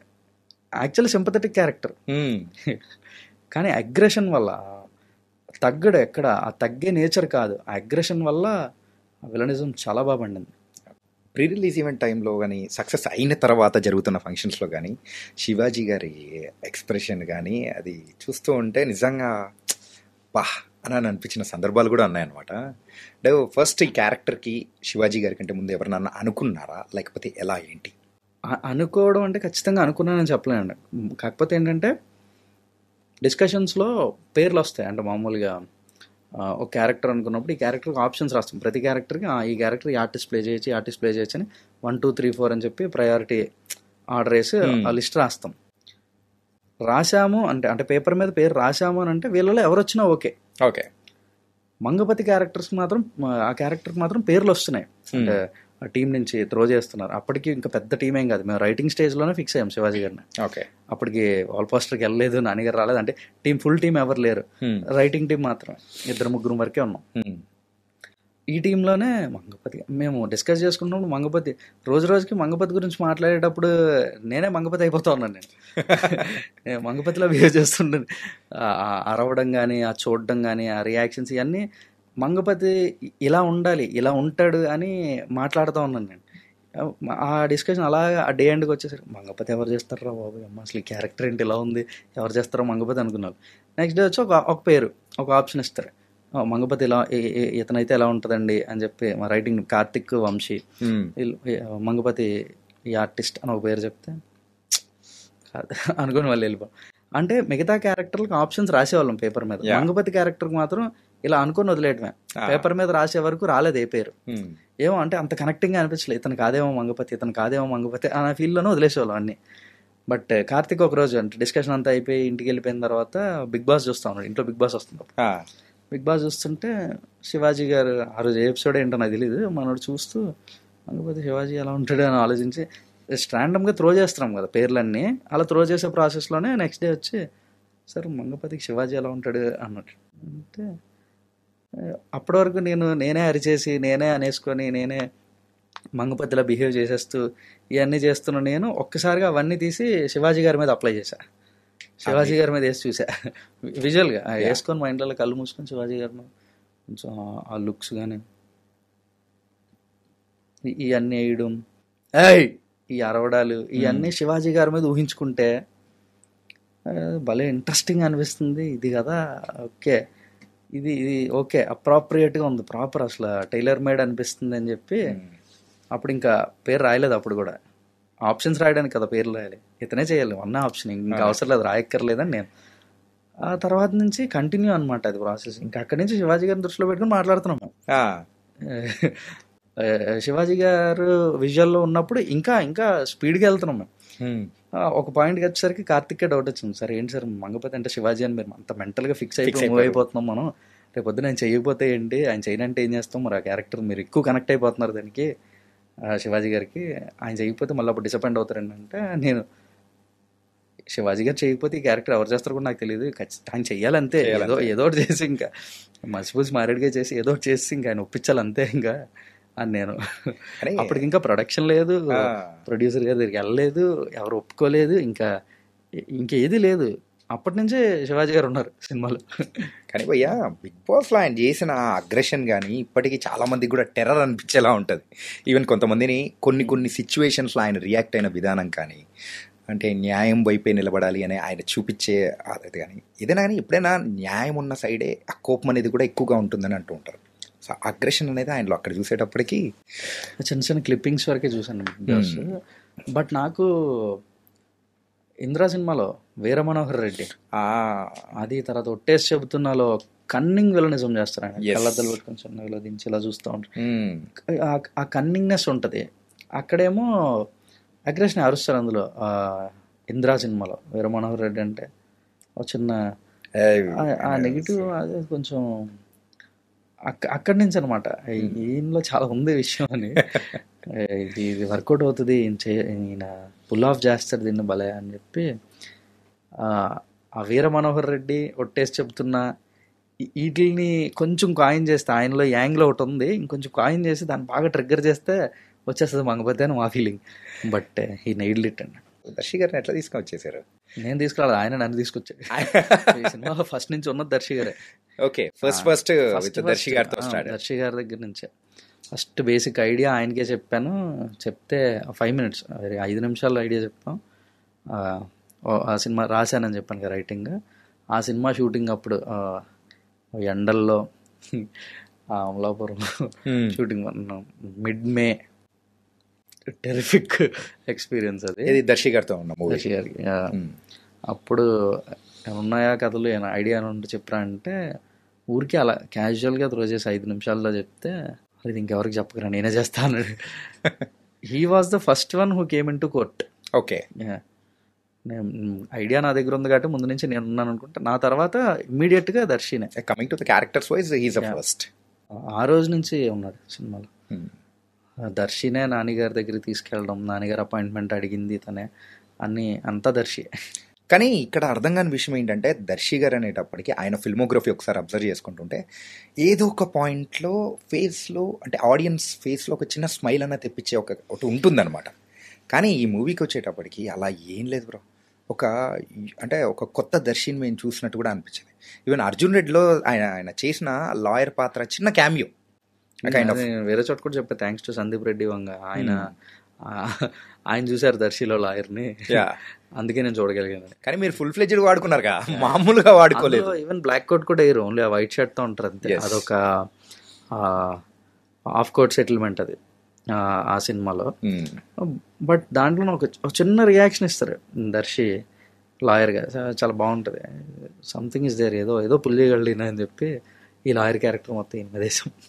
కానీ ఈ నెయిల్డ్ ఇట్ బ్రో, సారీ కాదు అంటే సటిలిటీ అండి. అంటే ఇది దర్శి ఇప్పటివరకు చేసిన క్యారెక్టర్లకి పూర్తి భిన్నంగా ఉంటుంది, అసలు ఎప్పుడు చేయలేదు అలాంటి క్యారెక్టర్. ఇదంతా చెప్పలేము, ఇది దర్శి చేయగలిగిన క్యారెక్టర్, చేసిన క్యారెక్టర్లే. కాకపోతే ఇది కొంచెం స్టాండ్ అవుట్ అని నేను ఫీల్ అవుతున్నాను, బయట చాలా నాకు తెలియదు. లేదు బ్రో, నాని గారు లాంటి వాళ్ళే గివెన్ అయిన బిగ్ స్టేట్మెంట్ ఏంటంటే ఈ దర్శి ఫిల్మోగ్రఫీలో కోర్టు స్టాండ్ అవుట్ అవ్వడానికి రీజన్ ఏంటంటే Darshi is a very subtle performer. ఇప్పటివరకు చేసిన సినిమాలు అన్నింటిలో కూడా ఎక్కడ లౌడ్ ఉండదు, సటిల్. కొంచెం ఆ సేవ్ ద టైగర్స్లో అది లౌడర్ క్యారెక్టర్, గంటా రవి అనేది లౌడర్ క్యారెక్టర్, అది కొంచెం లౌడ్ చేస్తాడు, క్యారెక్టర్ తగ్గట్టుగా చేసుకుంటూ వెళ్ళిపోయాడు. బట్ ఇక్కడ కోర్టులోకి వచ్చేసరికి వెరీ సటిల్ ఉండాలి, కానీ కిక్ మిస్ అవ్వకూడదు. ఇప్పుడు మీరు థియేటర్లో చూస్తే చిన్న చిన్న వాటికి, అంటే మేము కూడా ఎక్స్పెక్ట్ చేయలేదు అట్లా అరుస్తారు జనాలు, వీటికి ఎక్కువ రియాక్ట్ అవుతారని మేము అనుకోలేదు, కానీ వాటికి ఎక్కువ రియాక్ట్ అవుతున్నారు. అంటే ఈ మెంటల్లీ మ్యారీడ్ గురించి ఇంకాసేపు ఆగిన తర్వాత మాట్లాడుతాను ఎవరు అన్నారంటే దర్శి టైమింగ్ అది. He moulded himself to be Surya Teja. Surya Teja ఇలా ఉండాలి, ఇలా మాట్లాడాలి అని ఆ హోంవర్క్ అదంతా కూడా చాలా బాగా చేశాడు. ఓకే, చాలా ప్రిపేర్ అయ్యాడు బాగా. అంటే నాకు ముచ్చటేసేది దర్శిని చూస్తే, మాట్లాడుకుంటే క్యారవాన్లోకి ఎప్పుడు వెళ్ళినా స్క్రిప్ట్ ఫైల్ పట్టుకుని తిరుగుతూ ఉండు, ఆ అద్దం ముందు అటు ఇటు నడుస్తూ ఉన్నాడు. ఏంటన్నా నడుస్తుంటే డైలాగ్ ప్రిపేర్ అవుతున్నాడు. అయ్యో, ఈ కైండ్ ఆఫ్ ఒక స్మూత్గా నార్మల్గా ఒక స్టోరీ లైన్ ఉన్న దాంట్లో, అంటే ఇందులో రక్తపు చుక్క ఉండదు, ఏమీ ఉండదు, కంప్లీట్ ఒక మైండ్ గేమ్ మీద పరిగెడుతూ ఉంటుంది స్టోరీ అంతా కూడా. సో అలాంటి దానిలో ఎలివేషన్ ఇవ్వాలని ఎలా అనిపించింది బ్రో? హర్షవర్ధన్ గారిని ఒక డైలాగ్తో సర్రని లేపుతారు, అండ్ దర్శి ఎంట్రన్స్ కానీ అది ఒకసారి లేపుతారు, అండ్ అప్పటి వరకు మేము నెగిటివ్గా అనుకునే సాయి కుమార్ గారిని ఆ సీన్తో వాహ్ అని అనిపించేలా చేశారు. రైటింగ్ అండి అంత, అంటే రైటింగ్కి టైం ఇవ్వాలి. హరీబరీగా కథ అయిపోయింది మాకు. నేను మీకు 8 months వెయిట్ చేశాను నాన్నగారు అపాయింట్మెంట్ కోసం అని చెప్పాను కదా, ఆ 8 monthsలో చేసినవి ఇప్పుడు మనం మాట్లాడుతున్నాయి అన్ని. 8 months ముందు నాన్నగారు అపాయింట్మెంట్ వచ్చేసి ఉంటే నేను వెరీ ఫ్లాట్ స్టోరీ చెప్పాను ఆయనకి. ఓకే, ఈ హైస్ లోస్ ఈ పెప్ అంతా కూడా ఆ వెయిటింగ్ పీరియడ్లో 8 monthsలో వేసింది ఇదంతా. సో టైం అండి, స్క్రిప్ట్కి టైం ఇస్తే మన దగ్గర ఆల్రెడీ కథ అయిపోయి ఓకే స్క్రిప్ట్ మొత్తం మన దగ్గర ఉంది అని ఫీల్ అయిపోయిన తర్వాత కూడా మన దగ్గర ఏం లేదు అని మొదలు పెడితే అప్పుడు అవుతాయి. అట్లా కొంచెం స్ట్రాటజికల్గా చేసినాయి. లాస్ట్ మినిట్ చేంజెస్ కానీ అక్కడ సెట్లోకి వెళ్ళిన తర్వాత చేంజెస్ చేసిన సీన్ కానీ ఏదైనా ఉన్నాయా? చేంజెస్ అంటూ పర్టికులర్గా ఇది మార్చేసాం పూర్తిగా, ఇంప్రవైజేషన్స్ ఉన్నాయి. ఇంప్రవైజేషన్స్, చేంజెస్ సీన్ చేంజ్లో అవేం చేయలేదు, ఇంప్రవైజేషన్స్ చిన్న చిన్న మైన్యూట్ ఇంప్రవైజేషన్స్ చాలా బాగా వర్కౌట్ అయినాయి, అవన్నీ చేసాం. ఓకే, ఆర్టిస్టుల సైడ్ నుంచి వచ్చిన ఇన్పుట్స్, యాక్టర్స్ అందరూ, అంటే నాకు ఎంత బాగా అనిపించిందండి. నాకు షూట్ చేస్తున్నప్పుడు సెట్లోనే నేను చాలా సాటిస్ఫైడ్గా ఉండేవాడిని, చాలా హ్యాపీగా. ఎందుకంటే ఆర్టిస్టుల నుంచి ఇన్పుట్స్ వచ్చేవి, అవి జనరల్గా చేస్తారు ఆర్టిస్టులు. ఆ సీన్ మొత్తం ఎక్స్ప్లెయిన్ చేసినప్పుడు ఈ సీన్లో ఇంకేం చేయొచ్చు అని అలా ఆలోచించి చెప్తారు. అవి డైరెక్టర్లకు నచ్చితే తీసుకుంటారు, లేదంటే లేదు. ఇంకా నాకేంటంటే చాలా సెన్సిబుల్గా అనిపించేది ఆర్టిస్టులు చెప్పేవి, ఇక్కడ ఇలా చేద్దామా అని. శివాజీ గారు చెప్పినవి కానీ, శుభలేఖ సుధాకర్ గారు చెప్పినవి కానీ, రోహిణి గారు అన్నవి కానీ, హర్షవర్ధన్ గారు ఈయన చేసినవి కానీ, దర్శి వీళ్ళు కానీ, అంటే చాలా సాయి కుమార్ గారు చాలా చిన్న చిన్నవి చెప్పారు అనమాట. అంటే అట్లాంటి చెప్పడానికి వాళ్ళకి చాలా ఎక్కువ కనెక్షన్ కావాలి స్క్రిప్ట్తో. వాళ్ళు బాగా ఓన్ చేసుకుంటేనే అవి చెప్పగలరు. నా హ్యాపీనెస్ అంతే, ఎంత బాగా ఓన్ చేసుకున్నారు రా బాబు అని హ్యాపీ ఫీల్ అయ్యాను. కంప్లీట్గా మూవీ అయిన తర్వాత ఫస్ట్ కాపీ చూసుకునేటప్పుడు వాట్స్ యువర్ ఫీలింగ్? అనుకున్నట్టు పెట్టామరా భయ్ అని చెప్పేసి అనిపించిందా? లేకపోతే ఫస్ట్ కాపీ చూసుకునేటప్పుడు ఆ ఫీలింగ్ అనే దానికన్నా టెన్షన్ ఎక్కువ ఉంటుందండి. టైం బాబోయ్, అంటే ఓవర్సీస్ కాపీ పంపించాలి, ఇక్కడ క్యూబ్ లోడింగ్, అబ్బో కంటెంట్ ఇచ్చేయాలి పైనుంచి ఫోన్లు వస్తూ ఉంటే ప్రెషర్. ఈ ఫస్ట్ కాపీ చూడటం అనేది అంత సాఫీగా అంత స్మూత్గా ఉండదండి. ఫస్ట్ కాపీ చూసేటప్పుడు టెన్షనే ఉంటుంది, ఏమైనా మిస్ అయిందా. ఇప్పుడు ఫస్ట్ కాపీ రెడీ అనుకుంటే మనం క్యూబ్కి ఇస్తే క్యూబ్లో వాళ్ళు ప్రీవ్యూగా అరేంజ్ చేస్తారు, ఓకే మీరు ఇచ్చిన కంటెంట్ అంతా కరెక్ట్గా వచ్చిందో చెక్ చేసుకున్నాను, టెక్నికల్ చెక్. ఏమైనా సింక్ మిస్ అయిందా, సింక్ అవుట్లో అయినా అవి చూడడానికి వెళ్ళాలి.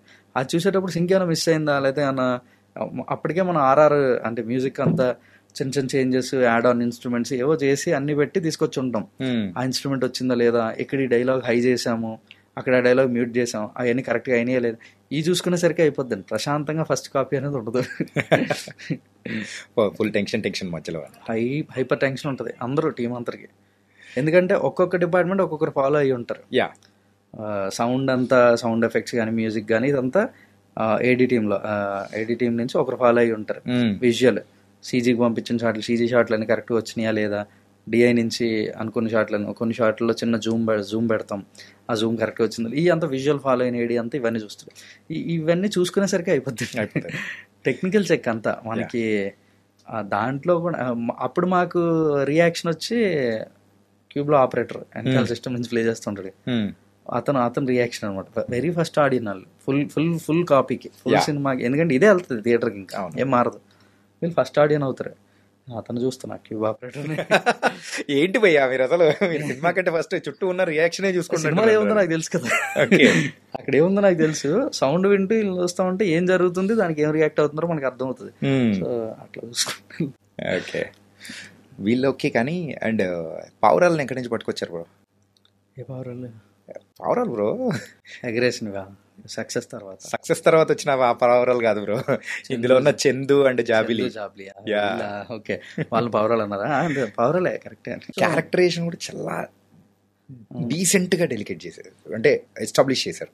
ఇంటెన్షనల్ అండి అంత, ఇలాగే ఉండాలి అని కొంచెం అడమెంట్ అనే చెప్పాలి ఆ విషయంలో. చందు జాబిలి విషయంలో కొంచెం అడమెంట్ గానే ఉన్నాను. చందు ఈజీగానే దొరికేశాడు, రోషన్ ఈజీగా దొరికేశాడు అనడం వెనుక చందు రోషన్ ప్యాషన్ రైమింగ్ ఉంది. ఓకే, చూపించిన ప్యాషన్ అంటే ఆడిషన్కి వచ్చాడు, ఆడిషన్కి 2 సీన్లు చెప్పాము, 2 సీన్లు చేశాడు. చేసిన తర్వాత ఏం అర్థమైందో తెలీదు రోషన్కి, ఏమర్థం చేసిన, కానీ ఈ క్యారెక్టర్ ఎలా అయినా నేనే చెయ్యాలి, ఇది నాకే రావాలని ద ఫాలో అప్. ఎవరికి ఫోన్ చేయొచ్చు, ఎవరి కాంటాక్ట్ నెంబర్స్ ఉన్నాయి, ఏమైందన్నా మళ్ళీ రమ్మంటారా, లేకపోతే ఇంకోలా అయినా చేయనా, లేదా కాస్ట్యూమ్ వేసుకొని అంటే ఆ క్యారెక్టర్కి తగ్గ కాస్ట్యూమ్స్ అయినా తెచ్చుకొని చేయనా అని ఒక రకమైన ఎంతూజియాజం, ఒక ఇంట్రెస్ట్ చూపించేవాడు. రోషన్ మీద భలే అనిపించింది నాకు అసలు స్టార్టింగ్లోనే. అంటే ఏదో చూసాడు ఈ క్యారెక్టర్లో, ఎలా అయినా ఈ క్యారెక్టర్ నేనే చెయ్యాలి అనే ఎక్సైట్మెంట్ కనిపించింది రోషన్. బాగా అనిపించింది నాకు. ఓకే, ఈ రేంజ్ ఎక్సైట్మెంట్ ఉన్నోడు చందు ప్లే చేస్తే చాలా బాగుంటుందని బాగా అనిపించి చందుకి తొందరగానే ఫిక్స్ అయ్యాం. జాబిలి మాత్రం ఒక పాయింట్లో ఏంటి నాకు జాబిలి దొరకదా ఈ టెన్షన్ కూడా వచ్చింది నాకు. అంటే మన పారామీటర్స్ ఏంటంటే మా కన్సిస్టెన్సీ ఉంది, తెలుగు అమ్మాయి కావాలి, ఆ 17 yearsలోనే ఉండాలి. 22 years అమ్మాయినో లేదా 24 years అమ్మాయినో తీసుకొచ్చి ఇచ్చి నీకు 17 years అమ్మాయిలో చూపించమంటే చూపించడానికి రెడీగా లేను. అది అవ్వదు, ఈ సినిమాకి అది వర్కౌట్ అవ్వదు. ఫ్రెష్ ఫేసెస్, కొంచెం మ్యానిపులేట్ చేయకూడదు ఏజ్ ఈ సినిమాలో. అంటే వీళ్ళు చిన్నపిల్లలు, వీళ్ళు ఇన్నోసెంట్, ఆ ఫేసెస్లో ఆ ఇన్నోసెన్స్ తెలియాలి, అలాగే ఉండాలి. మనం మళ్ళీ ఏదో మ్యానిపులేట్ చేస్తే ఉన్న ఆ అడాలసెంట్ ఆ చిన్న ఫీలింగ్ ఉంటుందండి, అది మిస్ అయిపోతే మళ్ళీ వర్కౌట్ అవుతుంది, రాదని చెప్పి తెలుగు అమ్మాయి ఉంటుంది. తెలుగు అమ్మాయి కాకపోతే ఎక్కడో చిన్న సినిమాటిక్గా అనిపిస్తుంది, ఆ మాత్రం సినిమాటిక్గా వెళ్ళడానికి కూడా రెడీగా లేము. సో తెలుగు అమ్మాయి ఉండాలి, ఏజ్ రెస్ట్రిక్షన్ ఉంది, 17 years అమ్మాయే కావాలి. అంటే బిలో 18, 100% బిలో 18 అమ్మాయి ఉండాలి, 18 దాటిన అమ్మాయి వద్దు అని మనం 17 ఉండాలి, తెలుగు అమ్మాయి అయి ఉండాలి. ఎక్కడి నుంచి అంటే మళ్ళీ క్యూట్గా ఉండాలి. ఎన్ని ప్రొఫైల్స్ అంటే కోఆర్డినేటర్స్ పిచ్చి వచ్చేసేది, 100 profiles పంపించారు, అన్ని చూసేవాళ్ళం. కాదు ఈ అమ్మాయి కాదు మా వల్ల కాదండి నేను చేతులు ఎత్తేద్దాం అనుకుంటే, కానీ ఎవరు చేతులు ఎత్తలేదు. కోఆర్డినేటర్స్ ఆర్ వెరీ అంటే వచ్చి మాట్లాడారు, అంటే మీరు చూస్తున్న పారామీటర్స్కి మీకు తెలుగులో దొరకడం కష్టం అండి, అదర్ లాంగ్వేజ్ ట్రై చేద్దాం, మలయాళం నుంచి దొరకచ్చు ఆ ఏజ్ గ్రూప్లో, అండ్ మళ్ళీ పర్ఫార్మర్ అయి ఉండాలి.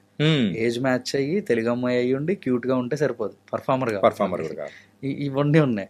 మలయాళంలో మంచి పర్ఫార్మర్స్ ఉంటారు, అక్కడి నుంచి మనం చూస్ చేసుకోవచ్చేమో, మలయాళం ప్రొఫైల్స్ పంపించమంటారా. ఇక్కడ వరకు వచ్చాను ఏంటి తెలుగులో ఇంకా అమ్మాయి తెలుగులో నాకు జాబిలు దొరకదా అని నా బాధ. ఏంట్రా ఫీల్ అవుతూ ఉండే.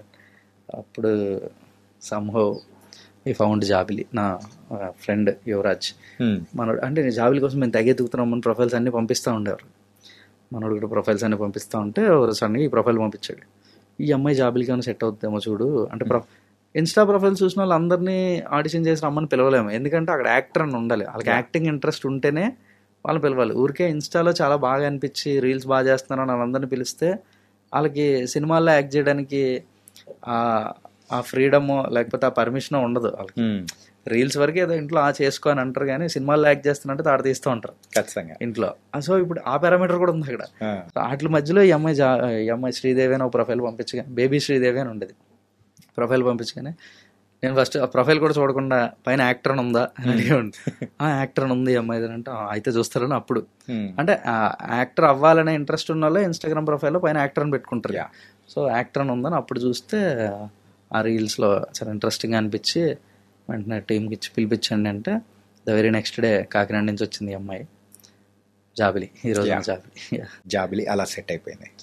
ఓకే, అంటే మూవీ రిలీజ్ అయిన తర్వాత మూవీ మీద వస్తున్న మీమ్స్ అన్నీ చూస్తుంటే మీకు ఎలా అనిపిస్తుంది?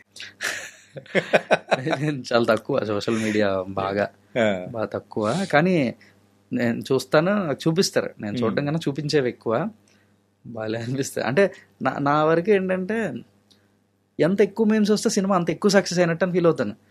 And it's true. ఒక సినిమా గురించి మీమ్స్లో కానీ లేదంటే ట్రోల్స్లో కానీ ఎక్కువ మాట్లాడుకుంటున్నారంటే దానికి ఎక్కువ క్రేజ్ ఉందని, దానికి ఎక్కువ పాపులారిటీ వచ్చిందని. అట్లా ఎక్కువ మీమ్స్ వస్తుంటే అబ్బా సినిమా ఎక్కువ క్రేజ్ వచ్చిందని ఫీల్ అవుతుందండి. కానీ చాలా కొన్ని ఎంత క్రియేటివ్గా ఉన్నాయంటే మీమ్స్ అసలు ఎంత బాగున్నాయో, బాగా చేశారు. అంటే నవ్వుకోవడానికే చేస్తారు అవన్నీ, బాగా నవ్వించారు మీమ్స్లో. మేము సినిమాలో నవ్వించలేదు, సినిమాలో మేము నవ్వించలేదు, కోర్టు సినిమాతో నవ్వించే బాధ్యత మెంబర్స్ తీసుకున్నారు. Thanks to all the members. సరదాగా మీరు కూడా అంటే టీం ఒక వీడియో చేశారు కదా, అంటే దర్శి గారు, శివాజీ గారు అండ్ రోషన్ అండ్ శ్రీదేవి నలుగురు కలిసి మీమ్స్ గురించి వీడియో రిలీజ్ చేస్తే మేము రియాక్షన్స్ భలే ఉంది బ్రో. అసలు అంటే ఒక్కొక్కరు ఒక్కొక్కటి చేస్తూ ఉంటే శివాజీ గారి ఎక్స్ప్రెషన్ కానీ శ్రీదేవి ఎక్స్ప్రెషన్ కానీ అంటే ఒక్కొక్కరి రియాక్షన్ కూడా కంప్లీట్ డిఫరెంట్ అనిపించింది. అది అంత బాగా ఎక్కేసింది మళ్ళీ. అంటే అదే అంటున్నాను కదా, మీమ్స్ అంటే ఎంత మీమ్స్ వచ్చినాయి అంటే ఆ మీమ్స్కి రియాక్షన్ వీడియో చేసాం. మీరు అన్న ఆ వీడియో చేస్తే ఆ వీడియో యూట్యూబ్లో పెడితే దానికి కూడా 1 million వ్యూస్ వచ్చినాయి. అంత 1 million దాటిని అంటే ఏం జరుగుతుంది అసలు బయట అనుకున్నాను. నేను థియేటర్కి వెళ్ళి థియేటర్ అప్లాజ్ థియేటర్ రియాక్షన్ చూసుకొని వచ్చేసి నేను ఓకే సినిమా బాగా ఆడుతుంది అనుకుంటున్నాను, కానీ నేను అనుకున్న దానికన్నా ఇంకా బాగా ఆడుతుంది బయట ఇన్స్టాగ్రామ్లో. ఓకే సూపర్ అనుకున్నాను. ఓకే, ఇప్పుడు మూవీ రిలీజ్ అవ్వకముందు అయితే ఎస్పెషల్లీ ఆ ఒక స్టెప్తోనే ఆ స్టెప్తో ఒక రకంగా మీరైతే వాయిచ్చేస్తే రిలీజ్ అయిన తర్వాత రిలీజ్ అయిన తర్వాత ఇంకొక ఇంట్రెస్టింగ్ మీమ్ ఏంటంటే శుభం కాటు పడేటప్పుడు వాళ్ళిద్దరూ హక్ చేసుకునే సీన్ ఒకటి ఉంటుంది. అక్కడ కూడా ఒక సరదా మీమ్స్ అనమాట. అవును, అప్పుడు ప్రియదర్శి గారిది ఉంటుంది అనమాట రియాక్షన్, ఇందుకేనా నేను వాదిచ్చింది ఒకటే సరదాగా. అవన్నీ భలే సరదా అనిపించింది. అండ్ కోర్టు మూవీ మీద చూడాలి అనే ఒక ఎంతూసియాస్టిక్ అనేది కూడా పెరిగేలా చేసేసాయి. సినిమా చూడడం వాళ్ళకి ఆ మీమ్స్ అని చూస్తే ఏముందిరా ఈ సినిమాలో అని ఇంట్రెస్ట్ తీసుకొచ్చారు. Great job. And coming to the music bro, and background music కానీ అండ్ దాని తర్వాత ఆ సాంగ్ కానీ ఎవ్రీథింగ్ ద పర్ఫెక్ట్ సింక్ అయ్యేలా చేసేసారు విజయబుల్ కానీ. ఎలా అనిపించింది బ్రో? ఆయన విజయ్ బ్రో ఆయన ఒక రకమైన మనిషి, వెరైటీగా అనిపిస్తుంది. ఏ ఇన్పుట్ బ్రో ఇక్కడ ఇలా రావాలి, ఇది ఇలా ఉండాలి, ఈ మ్యూజిక్ ఇక్కడ ఇది చేయాలి, ఇలా రావాలా, ఏం మాట్లాడుకోలేదు. సినిమా తీసాను, సినిమా పంపించాను, నేను మ్యూజిక్ చేశాడు అంతే, నేనేం మాట్లాడలే. దానికి తగ్గట్టు అయిపోయింది మొత్తం. ఆయన ఏం ఫీల్ అయ్యాడో అది చేశాడు మ్యూజిక్ అంతే. నేను అదే అన్నా బ్రో, సినిమాని నేను ఎక్స్ప్లెయిన్ చేయాలనుకోవట్లేదు. అంటే ఇప్పుడు మనం ఎక్స్ప్లెయిన్ చేసాం అనుకోండి, ఓకే ఇక్కడ టెన్షన్ బ్రో, ఇక్కడ హై లేదా ఇక్కడ ఇది అని మనం అన్నీ చెప్తే చేస్తారు, వస్తుంది మ్యూజిక్ ఫైన్. కానీ నేను అంటే ఇప్పుడు చెప్తే కొంచెం ఓవర్ యాక్షన్లో ఉంటుంది. నేను ఈ సినిమా రిజల్ట్ అక్కడే చూశానండి, సక్సెస్ అక్కడే చూశాను నేను ఈ సినిమాది. ఎక్కడ ఏం ఉండాలి, ఏం ఫీల్ అవ్వాలి, మ్యూజిక్లో ఏం రావాలి అనేది మనం చెప్పకుండా ఆయన డెలివర్ చేశాడు.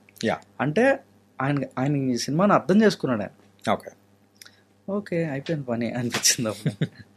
చాలా అసలు విజయ్ బ్రో వర్కింగ్ అసలు అదిరిపోద్ది. ఓకే.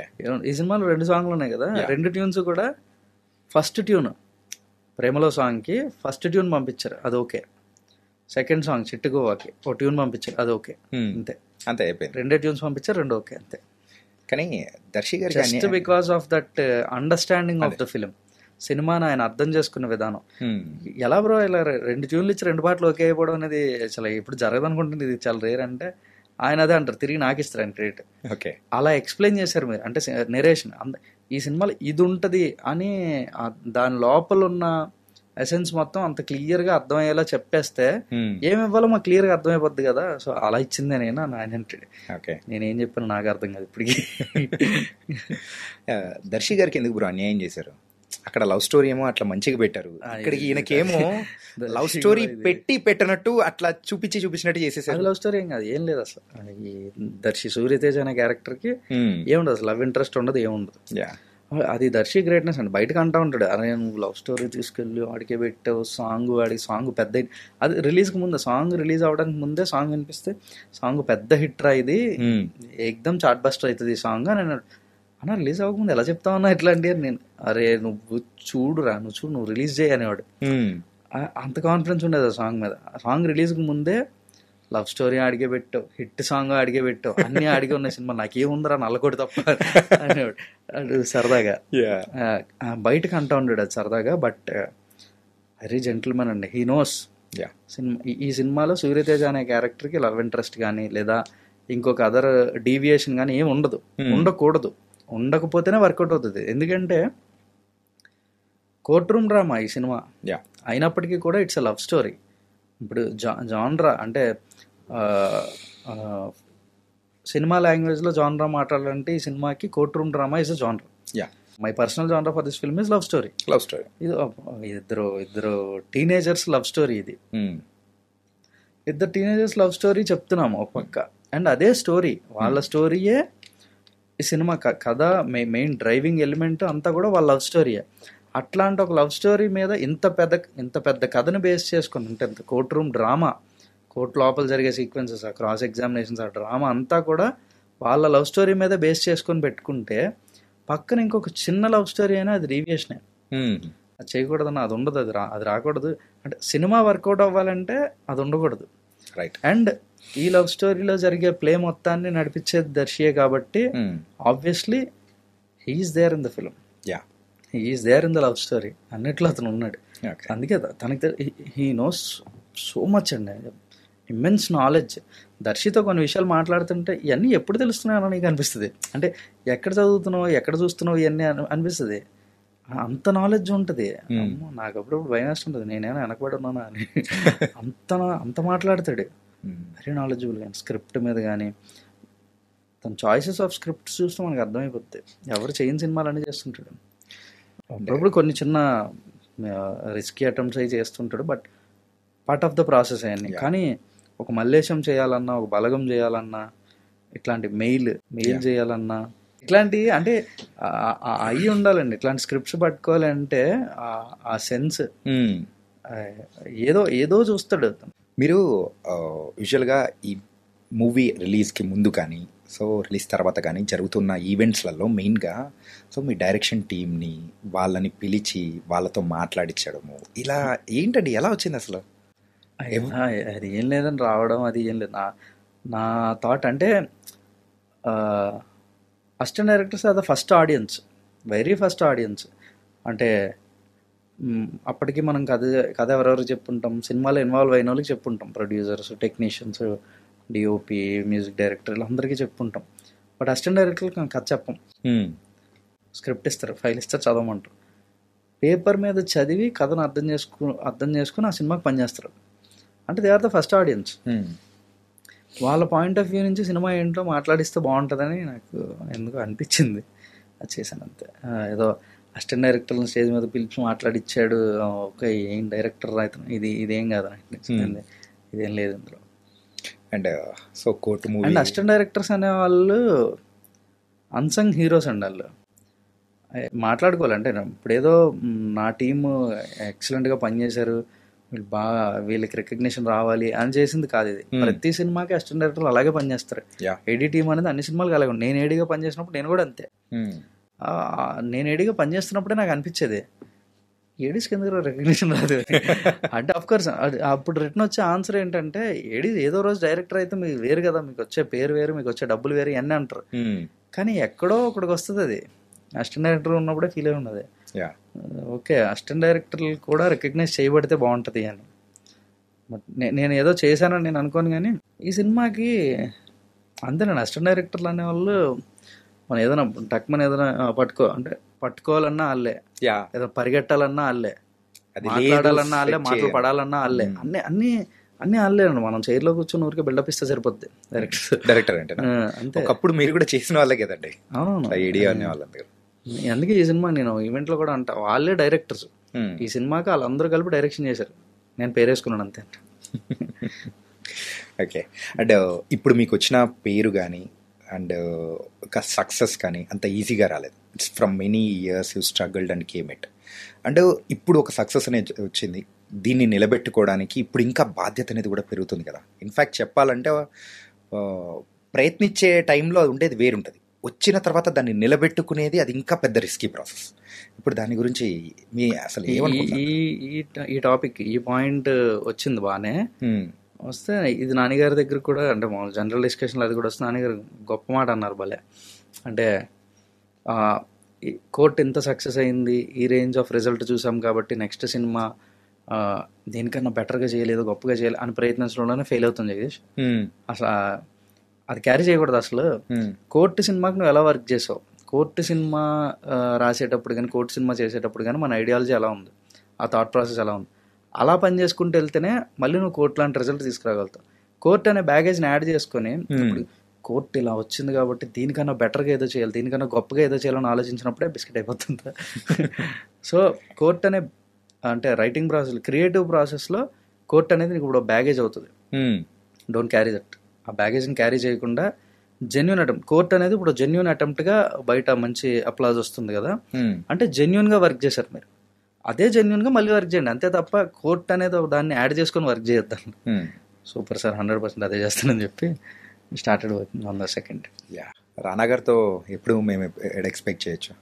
ఏదండి రానా గారితో నెక్స్ట్ మూవీ ఏదో అయ్యో టాక్స్ ఏదో నడుస్తున్నాయని కూడా విన్నాము. అయ్యో అంతా అట్లా ఏం లేదండి. అంటే అమ్మో ఇన్ఫర్మేషన్స్ చాలా సెన్సిటివ్ అండి బాబు. లేదు అంటే ఇంకా ఏం అనుకోలేదండి, ఎవరితో ఏంటి అనేది డిస్కషన్ అది ఇంకా రాలా. ఇంకా నెక్స్ట్ ఫిల్మ్ అయితే ఇదే ప్రొడక్షన్, నాన్నగారి ప్రొడ్యూసర్, నాన్నగారి ప్రొడక్షన్లోనే చేద్దామని డిస్కషన్. అది ఇంకా ఐడియా పిచ్ చేసాం అంతే, ఇంకా యాక్టర్ ఎవరు ఏంటి అంతే, ఇంత డిస్కషన్ ఇంకా వెళ్ళా. అంటే ఐడియా పిచ్ చేశారు కాబట్టి జస్ట్ అది కూడా సేమ్ కోర్ట్ కైండ్ ఆఫ్ ఒక డ్రామా కైండ్ ఆఫ్ ఇలా ఉండబోతుందా, లేకపోతే we can see in different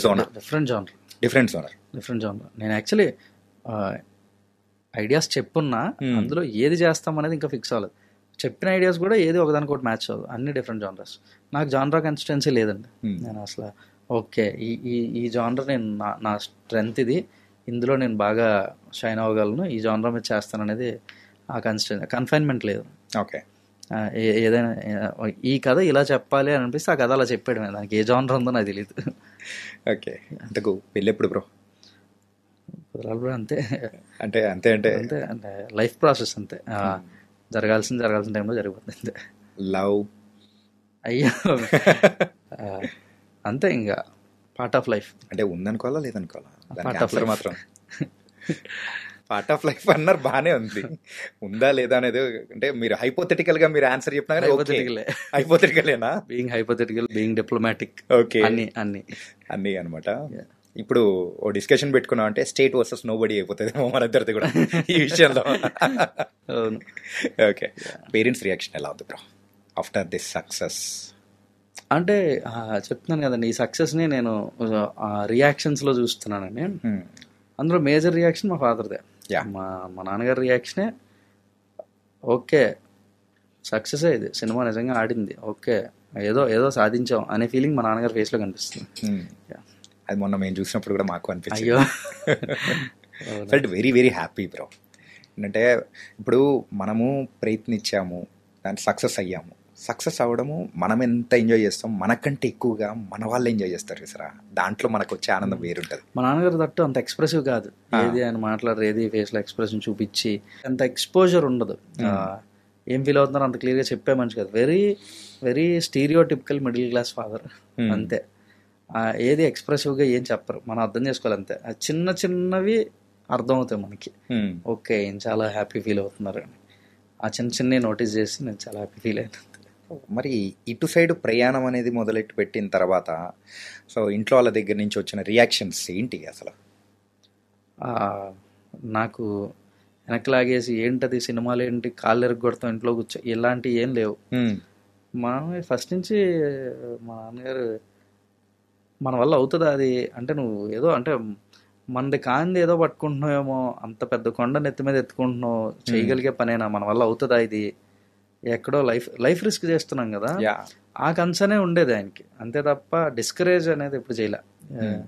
అంటే సీరియస్గా రియాక్ట్ అవ్వడం, నువ్వు వెళ్తే ఒప్పుకోని నేను ఇట్లాంటివి ఏం లేదు. ఆయన ఎప్పుడు ఆ కన్సర్నే ఉండేది.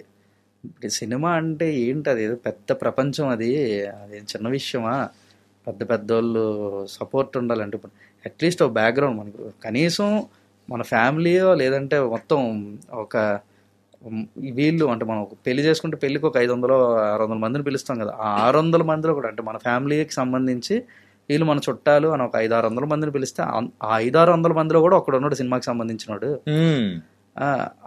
అంటే మనకి కనీసం ఒక్కడు కూడా తెలియదు, ఒక బ్యాక్గ్రౌండ్ లేదు. పోనీ ఫైనాన్షియల్గా ఏమైనా సాలిడ్గా ఉన్నావు అంటే అది లేదు. అంటే ఒక డబ్బులు లేదు, ఒక సపోర్ట్ లేదు, ఏమీ లేని దాంట్లో కూడా నువ్వు అలా వెళ్ళి చేసుకొని వస్తానంటే ఎంతవరకు పాసిబుల్ ఇది అంటే ప్రాక్టికల్గా కొంచెం ఆలోచించాలి అన్నట్టు. ఆయన వొకాబులరీకి తగ్గట్టుగా ఆయన ఏదో మాట్లాడి చెప్పడానికి ట్రై చేసేవారు, కానీ మనం వినం అంతే. వినను అని ఆయనకు కూడా తెలుసు, మనం చెప్పినంత మాత్రం ఆగిపోడు అని ఆయనకు కూడా తెలుసు, కానీ బాధ్యతగా చెప్తా ఉన్నారు అంతే, చూసుకో కొద్దిగా ఆలోచించు ఇట్లనే అంతే. ఈ కైండ్ ఆఫ్ మాటలు, ఈ కైండ్ ఆఫ్ కన్సర్నే తప్ప ఈరోజు డిస్కరేజ్ చేసి ఏమనుకుంటున్నావు అసలు, ఏం చేస్తున్నావు నువ్వు, ఏముండదు. కానీ ఆయన భలే భరించారండి అంతా. అంటే నా ఏజ్ గ్రూప్ అంటే నాతో పాటు చదువుకున్న నా ఫ్రెండ్స్ స్టూడెంట్స్ అందరూ వాళ్ళ ఫాదర్స్ మా ఫాదర్ కమక్రాస్ అవుతారు కదా, వాళ్ళ ఫాదర్స్ మా ఫాదర్ వాళ్ళు వచ్చినప్పుడు అలా ఏదో ఊరికే క్యాజువల్గా ఎక్కడో ఏదో సందర్భంలో ఇలా పాస్ అయిపోయినప్పుడు మావాడు ఇది చేస్తున్నాడు, మావాడు శాలరీ ఎంత, మావాడు స్వీడన్లో ఉన్నాడు, మావాడు లండన్లో ఉన్నాడు, ఇట్లా చెప్తూ మావాడు ఇంత మొన్న ఫ్లాట్ కొన్నాం, ఇగో ఫోటోలు చూపిస్తూ మావాడు కారు కొన్నాడు, ఇట్లా ఇవన్నీ మా నాన్నగారి దగ్గరికి వస్తా ఉన్నప్పుడు ఈయన చాలా సైలెంట్గా అలా ఉన్నారు అంతే, ఏం మాట్లాడారు. అంటే అక్కడ వాళ్ళందరూ అవన్నీ చెప్తున్నారంటే మీవాడు ఏంటి, ఆ క్వశ్చన్ అదే కదా, డైరెక్ట్గా అడగకపోవచ్చు కానీ ఆ క్వశ్చన్ అదే, మీవాడు ఏం చేస్తున్నాడని చెప్పలేరు. అది బాగా ఫేస్ ఆ ఇబ్బందిని ఏ రోజు నా వరకు రానవలా, నా దగ్గర తీసుకురాలేదు. కానీ నాకు అటు ఇటు నుంచి వినేవాడిని నేను, ఏం చేయలేం, విని మనం కూడా హెల్ప్లెస్గా ఉండేవాడిని ఎంత తప్ప ఏం చేసేవాడిని. ఆయన ఈ రోజు నాకు చెప్పలేదు. అవన్నీ భలే ఫేస్ చేశారండి, భలే భరించారు అవన్నీ. ఓకే, ఆయన భరించిన దానికి ఈరోజు ఆయన ఓకే నేను భరించడంలో తప్పు లేదని ఫీల్ అయితే చాలు. ఓకే, అండ్ మీరు వైజాగ్లో మొత్తం తిరిగారు, ఉన్నారు, అక్కడే షూటింగ్ చేస్తూ ఆ స్పాట్స్లో ఉన్నప్పుడు అదే జగదాంబ సెంటర్ కానీ, ఆ థియేటర్ కానీ, బీచ్ కానీ, అదే షూటింగ్ జరుగుతున్నప్పుడు మీ సొంత సినిమా షూటింగ్ జరుగుతున్నప్పుడు ఎట్లా అనిపించేది? టెన్షన్ అండి, టెన్షనా ఏంటి బ్రో, ఎక్సైట్మెంట్ అదిరిపోయింది. అమ్మ అసలు మనం తిరిగిన ప్లేసుల్లో మనం షూట్ చేస్తున్నాం, ఇది కదరా కిక్ అంత లేదు. అంత అనుకున్న సీన్ అనుకున్నట్టుగా వస్తుందా లేదా, ఉన్న టైం లైన్ లో ఫినిష్ చేయాలి. కాల్ షీట్ టైమ్స్ కదా అన్ని. ఎన్ని డేస్ పట్టింది బ్రో ఇది మొత్తం మూవీ చేయడానికి? 46 days. 46 days, around 65 call sheets. ఎక్కడ వైజాగ్లో ఎన్ని రోజులు చేశారు? ఇక్కడ హైదరాబాద్? వైజాగ్ 1 week చేసాం, మిగతా అంతా హైదరాబాద్. ఓకే.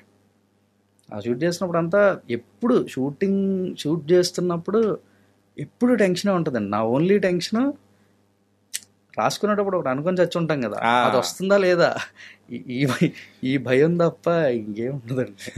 అండ్ ఫినిష్ అవుద్దా లేదా, సీన్ అవ్వాలి, స్కెడ్యూల్ వేసాం, ఓకే ఈరోజు ఈ సీన్ ఇంతవరకు ఫినిష్ చేయాలి, అది అవ్వాలి. అంటే వర్క్ ఫినిష్ అయిపోవాలి అనే దీంట్లో పడితే మెకానికల్ అయిపోతాం. మెకానికల్ అవ్వకూడదు, అనుకున్నది అనుకున్నట్టు రావాలి, ఇన్ టైంలో ఫినిష్ అవ్వాలి. ఈ రెండిటి మధ్యలో ఇది క్రియేటివ్, ఇది మెకానికల్. ఈ రెండిటికి ఎప్పుడో క్లాష్ నడుస్తూ ఉంటుంది, ఒక conflict. Shooting call sheet time ఏదైతే మార్నింగ్ 6 o'clock సెట్కి వచ్చి ఈవినింగ్ 6 ప్యాకప్ అయితే 6 ఈ టైం మొత్తం మధ్యలో మనం టిఫిన్ చేస్తున్నా, లంచ్ చేస్తున్నా, ఈ బ్రేక్స్ ఉంటాయి కదా, ఈ బ్రేక్స్లో కూడా ఆ కాన్ఫ్లిక్టే నడుస్తుంటుంది. ఈ క్లాష్ క్రియేటివ్ మెకానికల్ ఈ రెండు కొట్టుకుంటూ ఉంటాయి. ఇది నడుస్తుంది తప్ప ఎక్సైట్మెంట్ అంటే నాకు మొన్న వచ్చింది ఆ ఎక్సైట్మెంట్. నేను మొన్న వైజాగ్ వెళ్ళినప్పుడు జగదాంబలో సినిమా ఆడుతుంటే జగదాంబలో చూడడానికి వెళ్ళా సినిమా. ఓకే, జగదాంబలో సినిమా చూస్తున్నప్పుడు ఫీల్ అయ్యాను నేను ఆ కిక్. ఓకే, జగదాంబలో మనం సినిమాలు మా ఇంటి దగ్గర నుంచి జగదాంబ వాకబుల్ అంటే 4 kilometers నడిచి వెళ్ళిపోవడమే. నడుచుకొని థియేటర్ నడిచొచ్చి జగదాంబలో సినిమాలు చూస్తున్న రోజుల నుంచి జగదాంబలో మన సినిమా ఆడుతుంది. ఇది అమ్మ అసలు మొన్న ఫీల్ అయ్యాను హై. దాంతో పాటు ఇంకో యాడ్ ఆన్ హై, మిర్చి సినిమా సీక్వెన్స్ ఉంది కదా సినిమాలో, అది జగదాంబ థియేటర్ లో షూట్ చేసాం.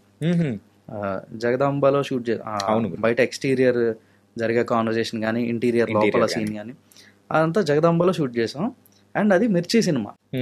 రీకలెక్ట్ చేసుకుంటే నేను మిర్చి cinema first day morning show నేను జగదాంబ థియేటర్ లోనే చూసా. ఓకే, దాన్ని రీక్రియేట్ చేశారు.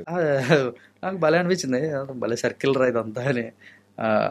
ఆ లైన్ లో కొట్టుకొని టికెట్ సంపాదించి మిర్చి సినిమాది వెళ్ళి ఆ morning show, first day morning show Jagadamba theatre లో సినిమా చూసి అదే మిర్చి సినిమా రిలీజ్ ని రీక్రియేట్ చేసాం. అదే జగదాంబ థియేటర్ లో రీక్రియేట్ చేసి సినిమా తీసాం. ఆ సినిమా మళ్ళీ జగదాంబలో ఆడుతుంది. ఇది భలే ఉంది, వేవ్ ఇంట్రెస్టింగ్ అనిపించింది. స్మాల్ ర్యాపిడ్ ఫైర్, చిన్నది క్విక్ ఆన్సర్స్. ఓకేనా? Favourite hero? మెగాస్టార్ చిరంజీవి గారు. ఓ, మరి అక్కడ జగదాంబలో కానీ ఎక్కడైనా కానీ వైజాగ్లో ఎప్పుడైనా మీరు చూసేటప్పుడు చిరంజీవి గారి సినిమా, ఏ సినిమాకి మీరు చించుకొని మరి వెళ్ళి టికెట్లు సంపాదించుకున్న సందర్భం? MBBS, Shankardas MBBS. ఏంటి అంటే ఫ్రెండ్స్ వెళ్ళారా? అప్పుడు చిన్నపిల్లలు ఉండు స్కూల్. ఆ రోజు జరిగిన ఎక్స్పీరియన్స్ ఏదైనా ఉంటే కాస్త షేర్ చేయండి. అంటే వైజాగ్ అంటే మీకు వైజాగ్ మీద ఐడియా ఉండుంటే సినిమా పిచ్చోళ్ళండి. వైజాగ్ అంతా సినిమా అంటే అదొక సెలబ్రేషన్. ఇళ్లలో పెళ్లి పండగల కన్నా పెద్దది సినిమా రిలీజ్ అనేది. మాకు ఆ లైన్లో పడి కింద మీద కొట్టుకొని టికెట్ చేతిలో పట్టుకొని ప్రాణాలతో బయటకు వస్తే ఆ రోజు వీరుడు. అంతే, ప్రాణాలతో బయటకు వస్తే, నేను లిటరల్గా చెప్తున్నా, అది లైఫ్ రిస్క్లు అండి. ఉక్కిరి బిక్కిరి అయిపోతాం, ఊపిరి ఆడదు, చచ్చిపోతారేమో అసలు. నార్మల్గా ఉండదు. అట్లు మధ్యలో నుంచి దూకి ఒక టికెట్ పట్టుకొస్తే ఆడు హీరో ఆ రోజు, ఆడే చిరంజీవి ఆ రోజు. భలే అనిపిస్తుంది. అప్పుడు మనకి థియేటర్లో మొత్తం అందరూ చిరంజీవిలో ఉంటారు. భలే అనిపిస్తుంది. ఈ జర్నీ కంప్లీట్, ఈ డైరెక్షనల్ జర్నీలో కానీ ఎప్పుడైనా కానీ ఒక్కసారన్నా అనుకుని ఉంటారు, ఏ రోజైనా కానీ ఆ హీరోకి నేను డైరెక్ట్ చేయాలి రాయబాబు అని చెప్పేసి సరదాగా అయినా కానీ అనుకుని అంటారు. సో అలా ఎవరైనా అట్లా ఆ థాట్ ఎప్పుడు రాలేదండి. అంటే నేను ముందే చెప్పాను ఏంటంటే, అరే అంటే నార్మల్గా ఉండి ఆలోచిస్తూ అట్లా ఉన్నప్పుడు ఒకవేళ నేను డైరెక్టర్ అయితే అట్లా డైరెక్ట్ చేయాలి. చాలా మంది అనిపిస్తాయి అలాంటి. పర్టికులర్ గా ఇది చెయ్యాలరా అని ఫిక్స్ అయ్యి అనుకున్నది అయితే ఏం లేదు. ఇండస్ట్రీకి వచ్చిన తర్వాత ఇంకా క్లియర్, ఇంకా ప్రాక్టికల్ గ్రౌండ్స్ లోకి వస్తే మనం వీళ్ళతో చెయ్యాలని అనుకోవడాలని ఎప్పుడు ఉండవు అయ్యా. అసలు పరిస్థితిని బట్టి, అప్పుడున్న సందర్భాన్ని బట్టి ఆ కథ ఏ హీరో వరకు రీచ్ అయితే ఆ హీరో వరకు వెళ్ళడం, వాళ్ళ అవైలబిలిటీ ఇష్యూస్ వీటిలన్నిటిలో బేస్ చేసుకొని సినిమాలు రెడీ అవుతాయి అని ఇండస్ట్రీకి వచ్చిన తర్వాత ఇంకో క్లారిటీ. ఏ సినిమా చూసి మీరు డైరెక్టర్గా మారిన సందర్భం? మారాలని ఫిక్స్ అయిన సందర్భం ఖడ్గం మూవీ. ఎందుకంటే ఇది బాగా చెప్పాను చాలా. నాకు ఎందుకు ఖడ్గం అంటే అది భయంకరమైన ఫ్యాసినేషన్ అండి. ఇప్పటికీ ఖడ్గం సినిమా టీవీలో వస్తే ఆగిపోతాను నేను. ఇప్పటికీ ఎంత హర్రీ రష్లో పరిగెడుతున్నా ఖడ్గం కనపడితే అట్లీస్ట్ 10 minutes అయినా ఆగి ఒక 2 scenes అయినా చూసి వెళ్తా. ఎందుకు అంతే అంటే ఏమో ఖడ్గం నాకు ఎన్సైక్లోపీడియా లాగా అనిపిస్తుంది. దాంట్లో కథా వస్తువులు, స్టోరీ మెటీరియల్స్ ఇవి అని ఏవైతే కొన్ని ప్రీఫిక్స్డ్ ఉంటాయి కదా, అన్నీ ఉంటాయి ఖడ్గంలో. ప్యాట్రియాటిజమా, లవ్ స్టోరీ, ఫ్రెండ్షిప్, గోల్ కోసం ఫైట్ చేయడం కానీ, టెర్రరిజం, అదే ప్యాట్రియాటిజం అన్నా కదా, and Hindu Muslim religious conflict కానీ ఎన్ని టచ్ చేసుకుంటూ వెళ్ళిపోయారు. అంటే ఒక సెన్సిబుల్ లవ్ స్టోరీ, శ్రీకాంత్ గారి, సోనాలి బింద్రే ఆ ఫ్లాష్ బ్యాక్ లవ్ స్టోరీ కానీ, పోలీసులు అందరూ ఇట్లా చెస్ట్ అప్ అంత ప్రౌడ్గా ఫీల్ అయ్యే మూమెంట్స్ కానీ సెన్సిబిలిటీస్, అసలు mother and son, mother emotion ఎన్ని ఉన్నాయరా నాయన ఇందులో అనిపించింది నాకంటే. ఒక 2.5 గంటల సినిమాలో ఇన్ని చెప్పచ్చా అని భలే అనిపిస్తుంది. ఖడ్గం చూసిన ప్రతిసారి ఒక డిఫరెంట్ పర్స్పెక్టివ్ కనబడుతుంది, ఒక్కోసారి ఒక్కలా కనబడుతుంది. ఎందుకో నాకు అంతే. Favourite director? KV sir.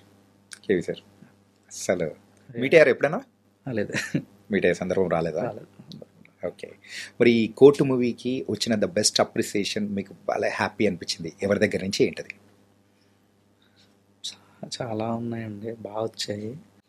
New age directors అంటే ఇప్పుడు మనం డైరెక్టర్ అవ్వాలనుకుంటున్నప్పుడు ఎస్టర్ ఇయర్ డైరెక్టర్స్ అంటే ఓల్డ్ డైరెక్టర్స్ అందరూ డెఫినెట్లీ వాళ్ళ లెజెండ్స్. వాళ్ళు చెప్పిన వాళ్ళ ఇంటర్వ్యూస్ అయినా చూసినా చాలా బాగా అనిపిస్తే చాలా నేర్చుకోవచ్చు అన్నీ. కానీ నాకు న్యూ ఏజ్ డైరెక్టర్స్ ఇప్పుడు రీసెంట్ టైమ్స్లో ఫిల్మ్ మేకర్స్ అయిన వాళ్ళు, అంటే నేను 2013లో వచ్చా, ఇప్పుడు డైరెక్టర్లు అయిన వాళ్ళందరూ కొంచెం అటు ఇటుగా 2011, 12, 14, 15 ఆ టైం లైన్లో వచ్చిన వాళ్ళే ఉన్నారు. ఇప్పుడు మంచి సినిమాలు తీసి మంచి డైరెక్టర్లుగా పేరు తెచ్చుకున్న డైరెక్టర్స్ అందరినీ చూస్తే కొంచెం అటు ఇటుగా నేను వచ్చిన టైం లైన్లో వచ్చిన వాళ్ళే ఉన్నారు. వీళ్ళందరూ మంచి సక్సెస్లు ఇచ్చి మంచి పేరు తెచ్చుకుని మంచి డైరెక్టర్లే.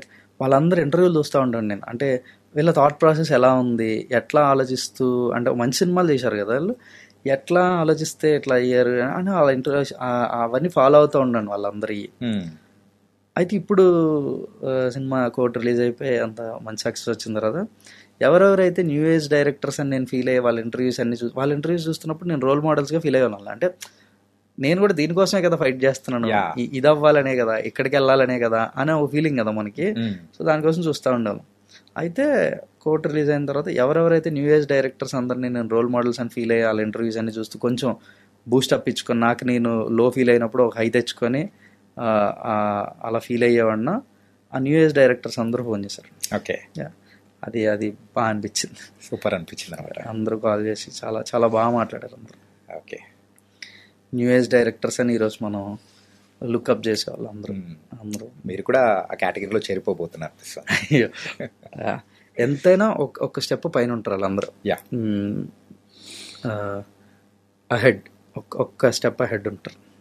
And final question of our interview main ఏంటంటే, ఇంత సైలెంట్గా, ఇంత కూల్గా ఇలా హౌ ఇస్ ఇట్ పాసిబుల్ మీరు మాట్లాడడంలో? కానీ ఇన్ఫ్యాక్ట్ మిమ్మల్ని చూస్తుంటే, మీ మాట తీరు చూస్తుంటే కూడా అంత గట్టిగా అరిచేవాళ్ళు కాదు, పెద్ద కోపడేవాళ్ళు కాదు. అంటే లైక్ స్థిరతా ప్రజ్ఞుడు అని ఆయన చూస్తున్నారా? అంటే కోపం వచ్చినా బాధ వచ్చినా కానీ ఓకే ఒకటే రియాక్షన్ కైండ్ ఆఫ్.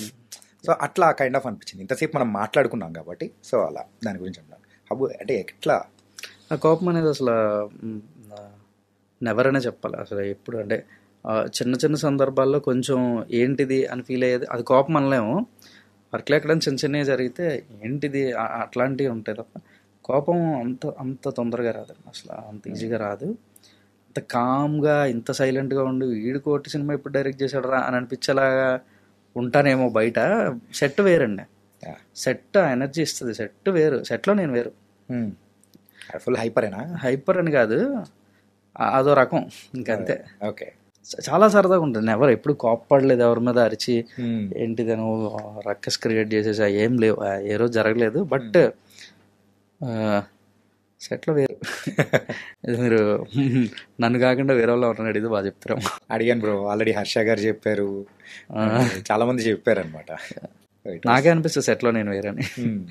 కొంచెం అక్కడ ఆ సందర్భానికి తగ్గట్టుగా, అంటే మనం ఒకటి ఫిక్స్ అయి వచ్చి ఉంటాం కదా, అదే బాధ. దానికోసమే ఎన్ని రకాలుగా మారిపోయి మనం ఎంత అపరిచితుడు అయిపోయినా దానికోసమే. ఓకే, ఈ మూవీ డిఓపి కానీ సో అది కూడా కొంచెం ఒక ఫ్రెష్ లుక్ అనేది కూడా యాడ్ ఆన్ అయ్యేలా చేసేసింది అనమాట. ఇక్కడ లవ్ స్టోరీ చూపించేటప్పుడు ఒక రకంగా, అండ్ కంప్లీట్ కోర్ట్ రూమ్ డ్రామాకి వచ్చేటప్పటికి అక్కడ ఒక రకంగా. సో ఎట్లా బ్రో ఆ సింక్ ఎట్లా కుదిరింది మీకు? ఇది సినిమాటోగ్రఫీ అనేది ఈ సినిమాకి చాలా, అంటే ప్రతి సినిమా కెమెరా పెట్టి షూట్ చేస్తేనే సినిమా అవుతుంది, కానీ cinematography plays key role, very very important role. అంటే ఇది అనుకునేటప్పుడు చాలా రియలిస్టిక్గా ఉండాలి, చాలా న్యాచురల్గా ఉండాలి సినిమా. ఏదో సినిమా చూస్తున్న ఫీలింగ్ రాకూడదు, ఏదో ఒక ఇన్సిడెంట్ మన కళ్ళ ముందు జరుగుతుంది అనే ఫీలింగ్ రావాలి, ఇట్లా ఉండాలి అట్లా ఉండాలని మేము రాసుకునేటప్పుడు అనుకునేటప్పుడు చాలా అనేసుకున్నాం. ఇట్లా చాలా రియలిస్టిక్ అప్రోచ్ ఉండాలి ఈ సినిమాకి అని. అయితే luckily we have Dinesh Purushothaman. His understanding of the film. మీకు ఇందాక మ్యూజిక్ డైరెక్టర్ విజయ్ గురించి చెప్పినట్టు సినిమా చూసిన తర్వాత ఆయనకి ఏం అర్థమైందో అది మ్యూజిక్ చేశాడు, సినిమాని అర్థం చేసుకున్నాడు ఆయన. ఓకే. ఈయన ఏంటంటే పేపర్ మీద సినిమాని అర్థం చేసుకోవాలి. ఈయన తీసిన తర్వాత మ్యూజిక్ డైరెక్టర్కి అర్థమైంది, అది వేరు. తీయాలంటే ఈయన కూడా అర్థం అవ్వాలి కదా. So the way he understood the film, his understanding abilities అవి టాప్ నాచ్. ఈ సినిమాకి ఏం కావాలి, ఏమి ఇస్తే ఈ సినిమా అనుకున్నట్టుగా ప్రజెంట్ అవుతుంది అని he prepared himself. He did his own homework. ఈ ప్రతి లొకేషన్కి వెళ్ళినప్పుడు ఇక్కడ ఇలా చేద్దాం, లొకేషన్స్ సెలెక్ట్ చేయడంలోనే వీఆర్ వెరీ పర్టికులర్. చాలా తెగ తిరిగి ప్రతి చిన్న లొకేషన్ కూడా తెగ తిరిగే వాళ్ళం. But thanks to the production మాకు ఏ రోజు ఇంకో లొకేషన్ ఎత్తుకుతాం అంటే ఇంకెన్ని తిరుగుతారు అనే ఒక చిన్న రెస్ట్లెస్నెస్ చూపించలేదు. ఏ రోజు మాట్లాడలేదు, వెళ్ళండి తిరగండి చూసుకొని రండి. ఎప్పుడు అలాగే. ఎంత అదృష్టవంతుడండి నేను, వాల్ పోస్టర్ సినిమాలో పడ్డా. మంచి టెక్నీషియన్స్, అంతా రియలిస్టిక్ అప్రోచ్. కెమెరాతో అంత రియలిస్టిక్ అప్రోచ్ తీసుకురావడానికి ఏం చేయాలో అదంతా ఆయన చేశారు. ఇంకో విషయం కూడా మనం మాట్లాడుకోవాలి, coming to the art director. ఏంటంటే వర్క్ అనేది కూడా భలే ఉంది బ్రో. అసలు అంటే నాకు అదే భయం, ఇవన్నీ రియల్ లొకేషన్స్ లో షూట్ చేశారు వీళ్ళంతా, ఆర్ట్ వర్క్ ఏం లేదు, ఆర్ట్ డైరెక్టర్ ఏం చేయలేదు ఈ సినిమాకి అని అనుకుంటారేమో నా భయం. కానీ అవన్నీ క్రియేట్ చేసినాయి సినిమాలో మనం చూస్తున్నాయి అన్ని చాలా రియలిస్టిక్ గా లైవ్ గా అనిపిస్తున్నాయి, అన్ని కూడా క్రియేట్ చేసినాయి. నా భయం అదే, ఆర్ట్ డైరెక్టర్ నాకు గుర్తించరేమో అని. ఆర్ట్ డైరెక్టర్ విఠల్ కోసం ఆయన అసలు ఏదైనా అంటే ఇది ఈ సెటప్ ఇలా ఉండాలి లేదా ఈ ప్లేస్ ఇలా ఉండాలి అని అనుకుంటే ఒరిజినల్ గా ఎలా ఉంటాయండి అనేవాడు నేను. కొన్ని ఫొటోస్ కొన్ని వీడియోస్ రీకలెక్ట్ మొత్తం రెఫరెన్స్లని కలెక్ట్ చేసి తీసుకొస్తాం. ఒక పాయింట్కి వెళ్ళిన తర్వాత కొంచెం జర్నీ ముందుకు వెళ్ళిన తర్వాత ఆయన అసలు అడగడం మానేశారు. ఇంకా అడగడం రెఫరెన్స్లు చూపి అన్ని మానేశారు. అవి ఒరిజినల్ గా ఎలా ఉంటాయి అవి చేసాడు. ఆ కోర్ట్ రూమ్ డిస్కషన్ లో జరిగేటప్పుడు ఎక్కడైనా కానీ కొంచెం కంజెస్టెడ్గా ఉంటుంది. ఆ కంజెస్టెడ్గా ఉన్న ప్లేసెస్లో కూడా అల్మారాస్ కానీ దానిపైన ఫైల్స్ కానీ, ఇంకా చెప్పాలంటే ఇన్ డీటెయిల్గా వెళ్ళాలంటే ఎప్పుడైనా ఏదైనా స్టిక్కర్ అతికిచ్చామనుకోండి, అది పీకినప్పుడు కొన్ని అలాగే ఉండిపోతాయి, పూర్తిగా పేపర్ వచ్చేయకుండా కొంచెం ట్రేసెస్ మిగిలిపోతాయి. అలాంటిది కూడా పెట్టేటప్పటికి అవే చేశారు వాళ్ళు. గమ్ రాసి ఒక పేపర్ అంటించి దాన్ని చింపారు, అప్పుడు అది అలా మిగులుతుంది అంతే. అంటే యూజువల్గా ఐడియా రావడం అనేది కూడా రియలిస్టిక్ గా చూడటం, ఏజింగ్ ఫ్యాక్టర్స్ చేస్తారండి జనరల్ గా ఆర్ట్ డైరెక్షన్ లో. పార్ట్ ఆఫ్ ఆర్ట్ డైరెక్షన్ అంతా వాళ్ళు చేస్తారు. పర్టికులర్గా కోర్ట్ రూమ్ గురించి మాట్లాడుకోవాలి అంటే ఇప్పటివరకు ఇప్పటికీ కూడా నేను కొంచెం ఆశ్చర్యపోతా ఉన్నా. కొంతమంది ఎక్కడ షూట్ చేశారు కోర్టు అని అడుగుతున్నారు. అంటే the fact is original court room shooting అసలు ఇంపాసిబుల్ లేదు. అసలు మున్సిపల్ కోర్టులో అవ్వచ్చు, హైకోర్టులో అవ్వచ్చు, ఏదైనా కెమెరా నాట్ అలౌడ్ కోర్టులోకి, ఫోటో తీయడానికి కూడా ఉండదు. షూటింగ్ ఎక్కడ చేస్తాం? Obviously it's a set. అయితే మేము వైజాగ్ డిస్ట్రిక్ట్ కోర్టుకి వెళ్ళి ఈ పర్టికులర్ పోక్సో కేసు ఏ కోర్ట్ హాల్లో జరుగుతుంది అని కనుక్కొని ఆ పర్టికులర్ కోర్ట్ హాల్లోకి వెళ్ళి నించొని, నేను కూడా అలా చేతులు కట్టుకొని వెనకాల పక్కన నించొని డిఓపి గారు, ఆర్ట్ డైరెక్టర్, నేను కో డైరెక్టర్, మేము వెళ్ళిన టీం అంతా అలా కోర్టులో కాసేపు నించొని అన్నీ అబ్జర్వ్ చేసుకొని కళ్ళతో అంతా చూసుకొని ఎలా ఉంది, ఎక్కడ ఏమున్నాయి, ఎలాంటివి ఉన్నాయి. అంటే కోర్ట్ అంటే చాలా నీట్గా ఉంటుంది, ఏవి అన్నెసరీ థింగ్స్ ఏమి ఉండవు, ఓన్లీ కేసుకి సంబంధించినవి మాత్రమే ఉంటాయి అనేది భ్రమ. అక్కడ మేము చూస్తే మాకు అంతా అసలు అంతా ఏంటిదంతా కేవస్, మొత్తం కేవటిక్గా ఉంది, ఏంటిదంతా అని ఫీల్ అయ్యాము. ఇది యాస్టీస్గా రెప్లికేట్ చేయాలి సినిమాలో, యాస్టీస్గా ఉండాలి ఇది అని చెప్పి ఆ రోజు ఆ రూమ్లో కళ్ళతో ఏం చూసుకొని వచ్చారో అది యాస్టీస్ రీక్రియేట్ చేశారు. ఓకే, అందుకేనేమో ఈరోజు అంత రియలిస్టిక్గా ఫీల్ అవ్వడానికి కూడా ప్రేక్షకులు కూడా ఫీలింగ్ లైక్. నేను అడమెన్సీ ఉన్నింది, నేను అడమెంట్ వైజాగ్ వెళ్ళాలి, కోర్టుకి వెళ్ళాలి, ఆ కోర్టులో తిరగాలి, అవన్నీ చూసి రావాలి, ఓకే టీంకి అదంతా చూపించాలి అని నేను పట్టుకుని అందరినీ తీసుకెళ్ళి వైజాగ్ లొకేషన్ స్కౌట్కి వెళ్ళినప్పుడు పని కట్టుకొని కోర్టుకి తీసుకెళ్ళి అందరినీ కోర్టు అంతా చూపించి ఇలా చేయాలనుకుంటున్నాం మనం అని ఒక డిస్కషన్ పెట్టి, సో దాన్నే రీక్రియేట్ చేసాం సక్సెస్ఫుల్గా ఫైనల్లీ. ఈ మ్యూజిక్ విషయం గురించి విజయ్ బుల్గనిన్ గారి గురించి బాగా చెప్పారు. Coming to the lyrics bro, ఏంటంటే అందులో ఒక పర్టికులర్ ఒక చిన్న బీట్ మాత్రం అలా లేసిపోయి అందరూ వేస్తూ ఉన్నారు, కథలెన్నో చెప్పారు అని చెప్పేసి. ఆ లిరిసిస్ట్ గురించి కానీ పూర్ణచారి ఈరోజు లిరిసిస్ట్ పూర్ణాచారి గారు అనాలంటే కొంచెం ఇబ్బందిగా ఉంది నాకు. Very good friend of mine, okay. Long association. మీకు ఇందాక మనం మాట్లాడుకున్నట్టు స్టోరీ అంతా అయిపోయిన తర్వాత చాలా లిమిటెడ్ పీపుల్కి చెప్పాము, ఎవరికి చెప్పలేదు. చాలా తక్కువ మంది, వేల మీద లెక్క పెట్టచ్చు. ఆ వేల మీద లెక్క పెట్టే వాళ్ళలో ఒక వేలు పూర్ణాచారి. ఓకే. కథ మొత్తం విన్న తర్వాత he was the first one to comment that చుక్క రక్తం లేకుండా కమర్షియల్ సినిమా బ్రో ఇదని. ఆయన ఏ కాన్ఫిడెన్స్తో చెప్పాడు. ఈరోజు రిజల్ట్ అలానే ఉంది. కథ మొత్తం తెలుసు పూర్ణాచారికి. పూరి పూరి అంటాం మేము. కథ మొత్తం ఫస్ట్ షార్ట్ నుంచి ఎండ్ ఫ్రేమ్ వరకు అన్నీ తెలుసు. కోప్పడకుండా, చిరాకు పడకుండా, నన్ను తిట్టుకోకుండా ఓపిక్గా రాశాడు పాట. సో అదే ఈరోజు మనం ప్రేమలో అందరూ ప్రేమలో పడిపోయిన పాట. ప్రేమలో చాలా ప్రేమగా రాసిచ్చాడు. ఎఫ్ఎం ఛానల్స్ వీళ్ళందరూ కూడా ఎవ్రీ ఇయర్ పెడుతూ ఉంటారు అనమాట, టాప్ 20 ఆఫ్ ది ఇయర్ అని చెప్పేసి, టాప్ 10 ఆఫ్ ది ఇయర్ అని చెప్పేసి. అందులో ఇది మాత్రం పక్కా ఉండేటట్టు మాత్రం సెట్ చేశారు. ఆల్రెడీ వేసారు ఆ పోస్ట్లు, ఆ కార్డ్స్ పెట్టారు ఆల్రెడీ. టాప్ 5 అని, అంటే ట్రెండింగ్ అని చాలా చాలా పెట్టారు. అవన్నీ మనం ఫాలో అవ్వలేము సరిగా, మనం ఆ స్ట్రీమ్ కాదు కాబట్టి. కానీ మంచి applause. Very happy for Purnachari, very happy for Eshwar master. ఒక్క స్టెప్, ఒక్క మూమెంట్ అయినా కూడా ఇట్ వెంట్ లైక్ ఎనీథింగ్. చాలా బాగా. మా డిస్కషన్ కూడా అంతే, మాస్టర్ మీరు అద్భుతంగా అసలు ఎరగొట్టేసే మూమెంట్ వేయద్దు. అది మూమెంటే, కానీ అందరూ వేసుకోగలరు, అందరూ చేయగలిగే మూమెంటే. అందరూ చాలా సింప్లిస్టిక్గా మేము కూడా చేయొచ్చు ఈ మూమెంట్ అని ఫీల్ అయ్యే అలాంటి మూమెంట్ ఉండాలి అని అంటే he came up with this. Montages కూడా మంచి మాంటేజెస్ చేశారు. అంటే కోర్టు మూవీలో యాక్ట్ చేసిన చాలా మందిని కూడా మేము ఇంటర్వ్యూ చేసాము. అంటే వాళ్ళు మీ దగ్గర అన్నది అనే వింటారేమో ఏంటంటే, మేము ఎన్నో యాక్ట్ చేసినా కానీ ఈ మూవీ తర్వాత వచ్చిన ఫోన్స్ ఎప్పుడు రాలేదండి అని చెప్పేసి కూడా అంటున్నారు. అదే చాలా కాలం నుంచి ఉన్నాం ఇండస్ట్రీలో, చాలా సినిమాలు చేసాం, చాలా క్యారెక్టర్స్ అయినాయి, కానీ ఈ సినిమా తర్వాత వచ్చిన ఫోన్ కాల్స్ ఏ సినిమాకి రాలేదండి అని చెప్పి చాలా బాగుంటుంది. ఓకే అండి, మంచిది కదా అని చెప్పి అంతే. అవన్నీ క్రెడిట్ మనం వేసుకోవడానికి ఉండదండి, అదే మన క్రెడిట్ అని ఫీల్ అవ్వడానికి లేదు అందులో. They performed well. సినిమా ఇప్పుడు ఒక సినిమా వర్కౌట్ అయితే అందరికీ ఒక ఎనర్జీ ఇస్తుంది. అట్లా ఆ క్యారెక్టర్కి వాళ్ళు చేసిన న్యాయమే ఆ ఫోన్ కాల్స్ అయింది. ఈ ఫ్రైడే అనేది కూడా మీ ఫ్రైడే అయిపోయింది. ఒక ఫ్రైడేతో మారిపోయిన జీవితాలు మనవి. సో అలా మీ జీవితం కూడా మారిపోయింది. మార్చి 14 మారిపోయే జీవితాలు. ఆ మాట ఇప్పుడు తలుచుకుంటూ భలే అనిపిస్తుంది. చెప్పింది అలా అందరు ఫాలో అవుతున్నారు బ్రో. అంటే అది నిజమే కదా. సినిమా అంటేనే అంత కదా బ్రో. అంటే శుక్రవారం మారిపోయే జీవితాలు అంతే. అలా మీ జీవితాన్ని కూడా ఒక శుక్రవారంతో మార్చేసుకున్నారు. ఇంకా బోల్డ్ అని శుక్రవారాలు కూడా మీ లైఫ్లో రావాలని కూడా మనస్ఫూర్తిగా కోరుకున్నాము. అంటే thank you so much bro. Thank you so much అండి.